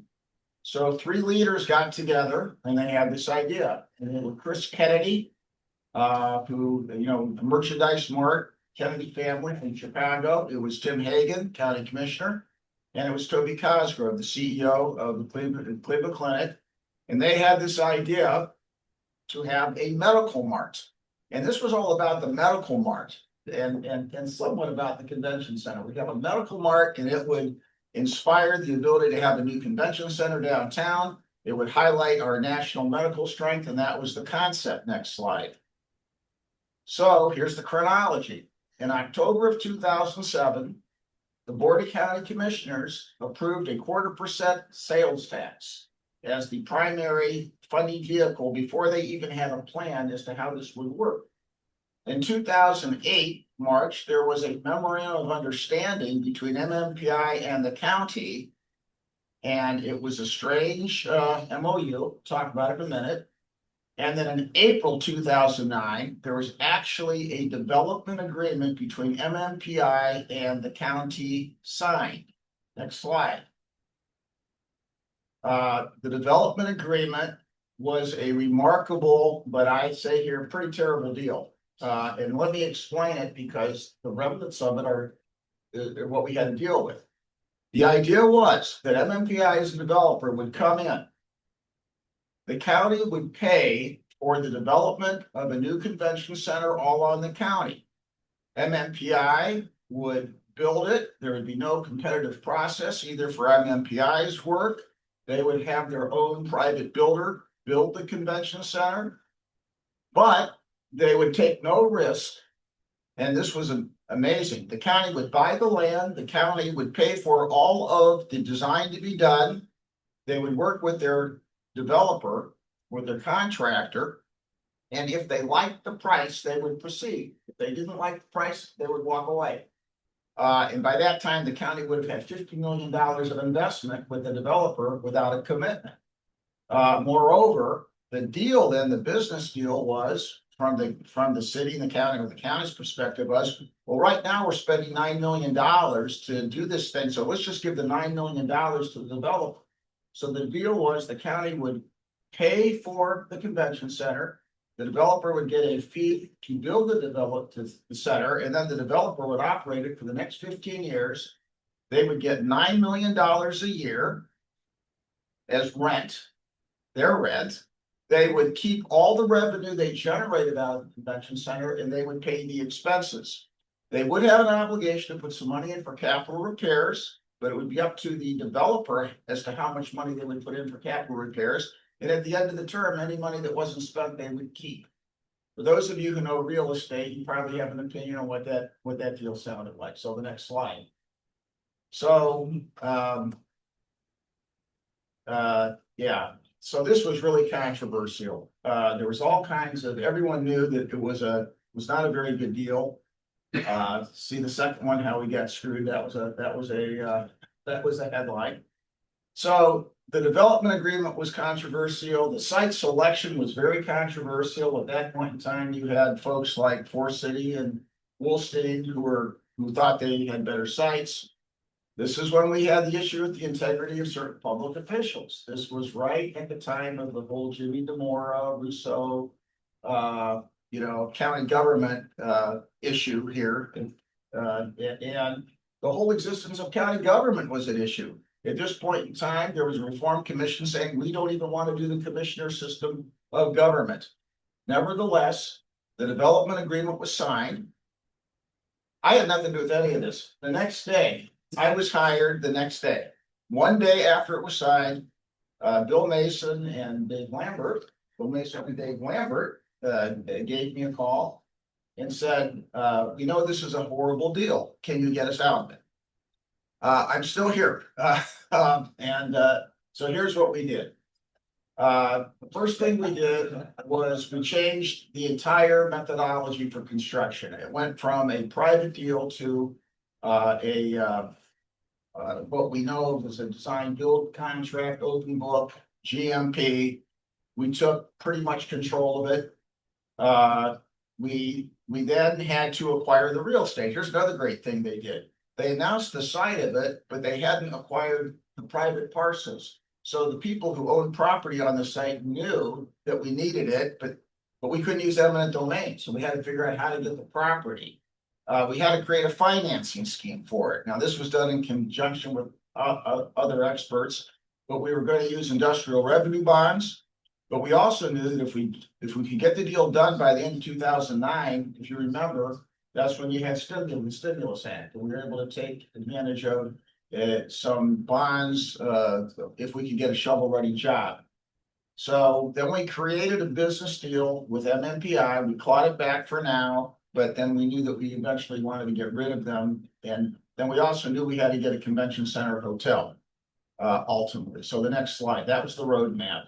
So very quickly, what happened was in January of 2010, we entered into a construction administration agreement. It set up the way to build the project with the design build, open book pricing. We reversed the risk. We included inclusion goals.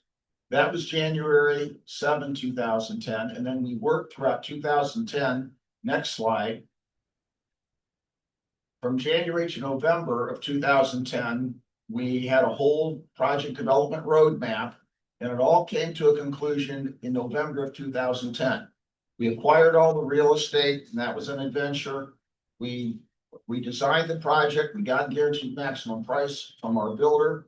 We completed the financing and closed on the bonds and completed our initial business deal with MMPI with a lot of pushback.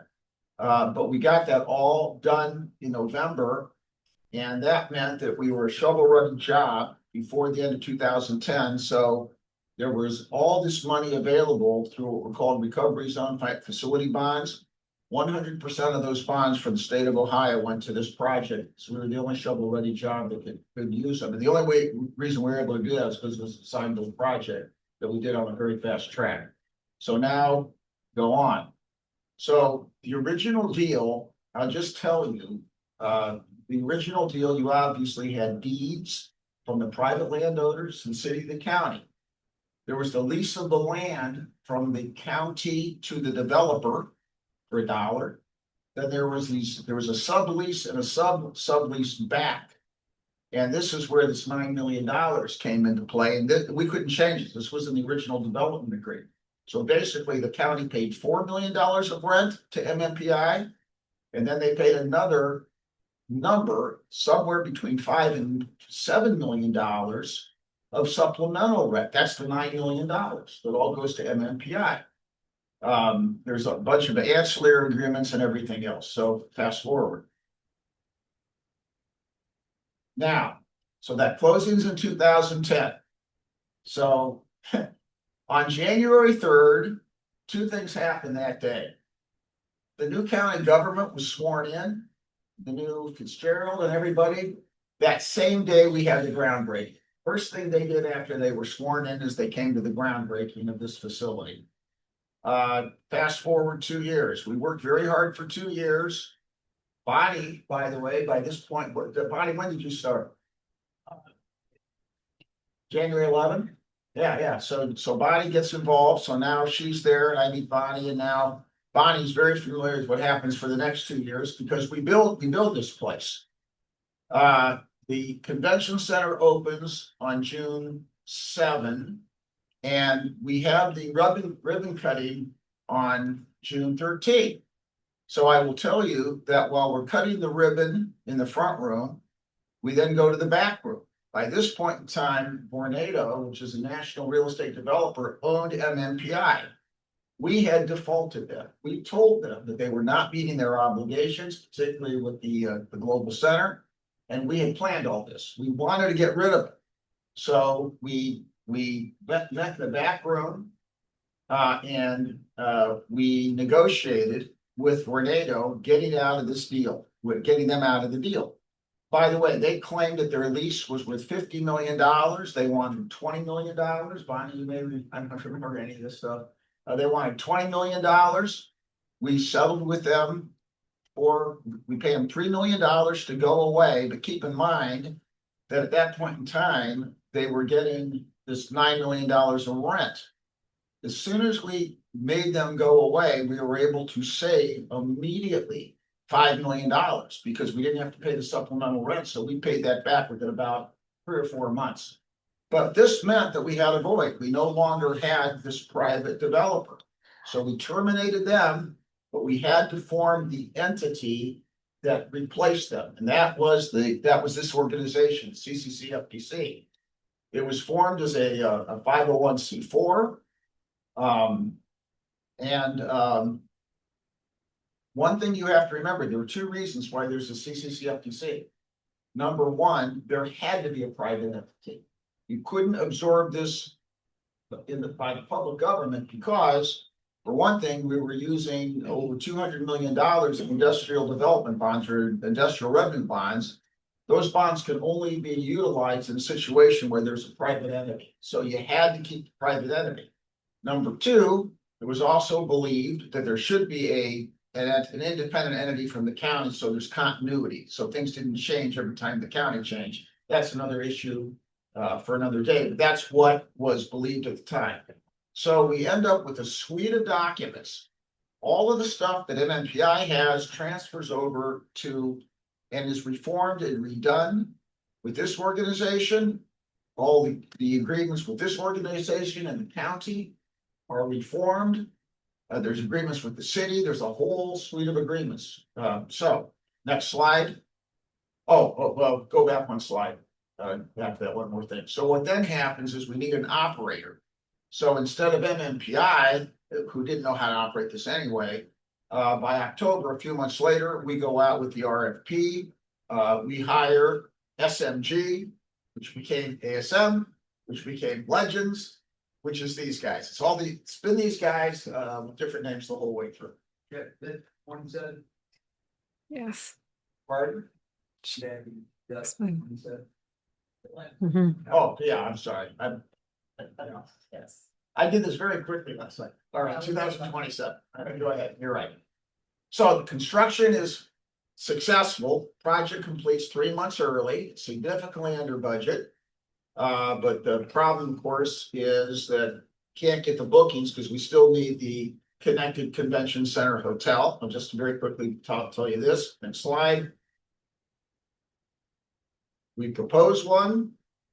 There's an exploration, we present to, Ed Fitzgerald and the mayor on May 20th, 2013. We put together some plans. We get some folks together and say, this is a concept we could do. Next slide. So we proposed at that time a 600-room hotel.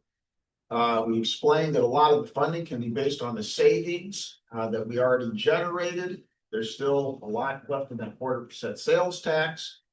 We explained that we cannot get the project done, however, until 2017 because it's on the site of the administration building, which is still in operation. And I'll never forget this because we made the presentation. 3 weeks later, I get a call back from Mr. Fitzgerald and the mayor saying, we're going to go ahead with the project. We're going to go ahead with your budget. But by the way, we're chopping 1 year off the schedule. I didn't even know why. It was because they wanted to accommodate the Republican National Convention. No political comment so that we could all nominate President Trump. That's not a political comment. That's a fact. That was the National Convention. But in any event, so how do you do it? Well, the only way you can do it is to get everyone to start the design process, move everybody out of the administration building. That involved the double move for the county, which was an interesting process, right, Bonnie? It was horrible, but that's what was necessary. And we then, literally the day after we got the announcement, I put out an RFP for the architect. We went through the process. It was design build. I should point out that the convention center was the first project in the history of Ohio with public funds to be done design build, but used a developer. The hotel was the first project in the state of Ohio after construction reform and after our own county ordinance to be done design build directly as a direct public project, both very successful. So if we go forward, then everybody knows, we from 2013 to 2018, we get the hotel done. And by 2016, we have the Republican National Convention, and we're all working on expanding the convention center, but we have this other problem, which is this medical mart. The medical mart went through 4 failed iterations. It started out, and I have to tell you, this is because the administrations at that time didn't really do the studies, didn't do the work. They relied on people that they were talking to, people at the clinic who really didn't understand the meeting and convention business. Can we jump a little faster? All right, just one more slide. This is it. Well, no, go back to the slide. Go back. So we had these 3 different iterations, and ultimately in 2020, it was no longer operating as any kind of a mart. It was converted to the courts during COVID. Go forward. And ultimately, it was all reimagined, and we did the adaptive reuse, the $49 million project, which you see today, but that also had a new funding agreement. So that was the history for everybody. Next slide. But here's the point. There are 4 key agreements right now that exist.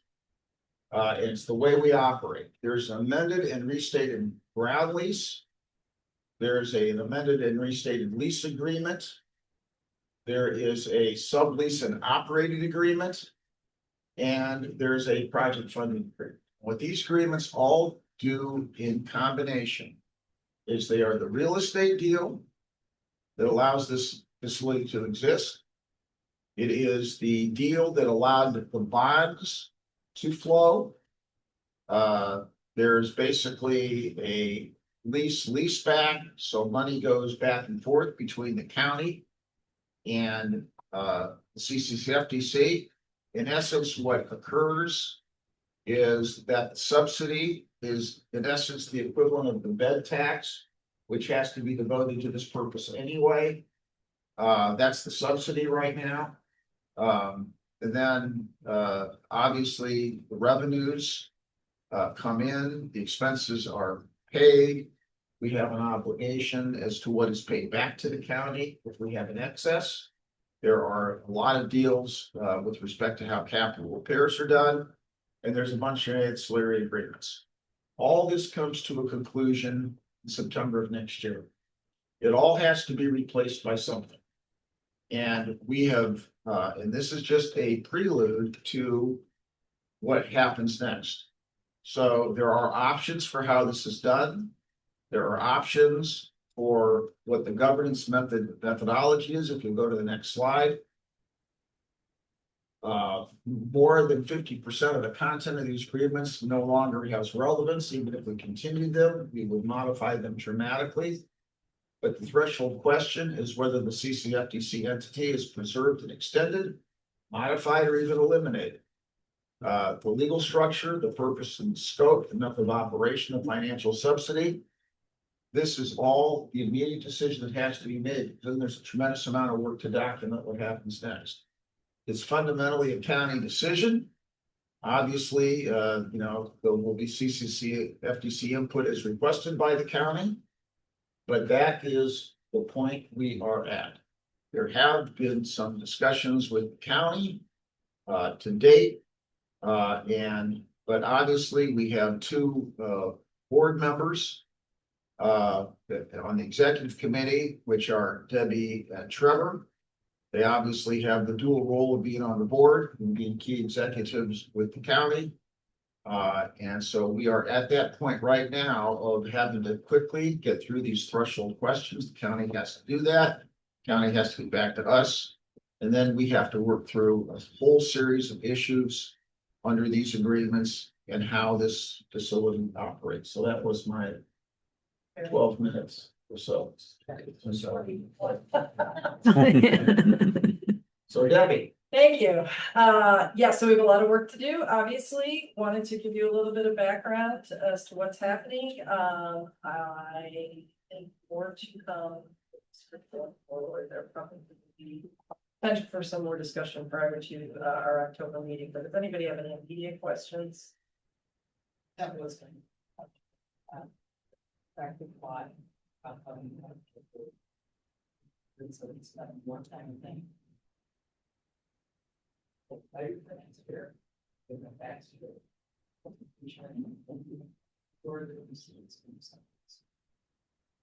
I'm not sure at this moment. I think we need to get a little bit more direction from the executive and council president to really feel a good understanding of, but again, the board will be involved in the conversation, which is yes, it is a fast time. Yeah, the thing I really want to point out here is that September of next year, this has to be done. And if you work backwards in terms of what has to be done in terms of, ultimately getting approval from county bodies and how long it takes for them. Working backwards to do a very complex set of documents. There's actually things that have to happen with bond counsel.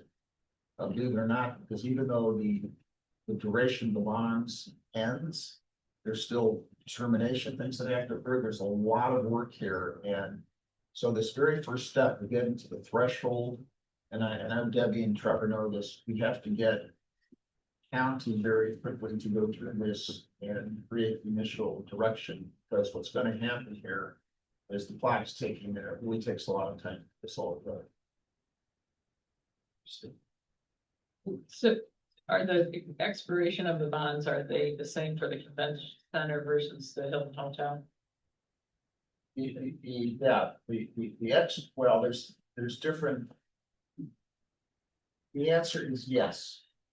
Fundamentally, yes.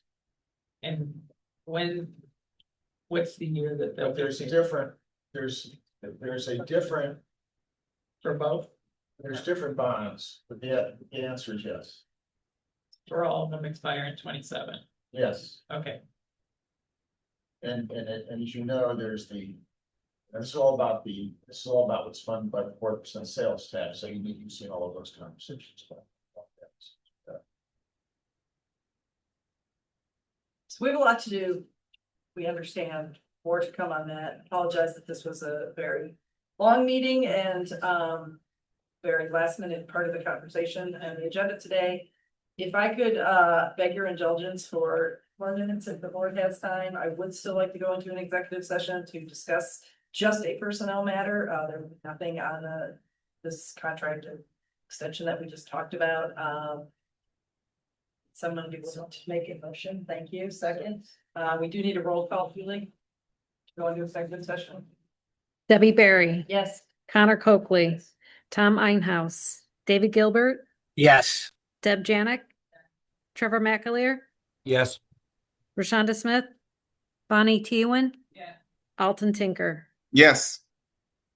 All right, I'm gonna ask if everyone, except for the board members and Jeff, would exit the room. We will not make any decisions in the executive session.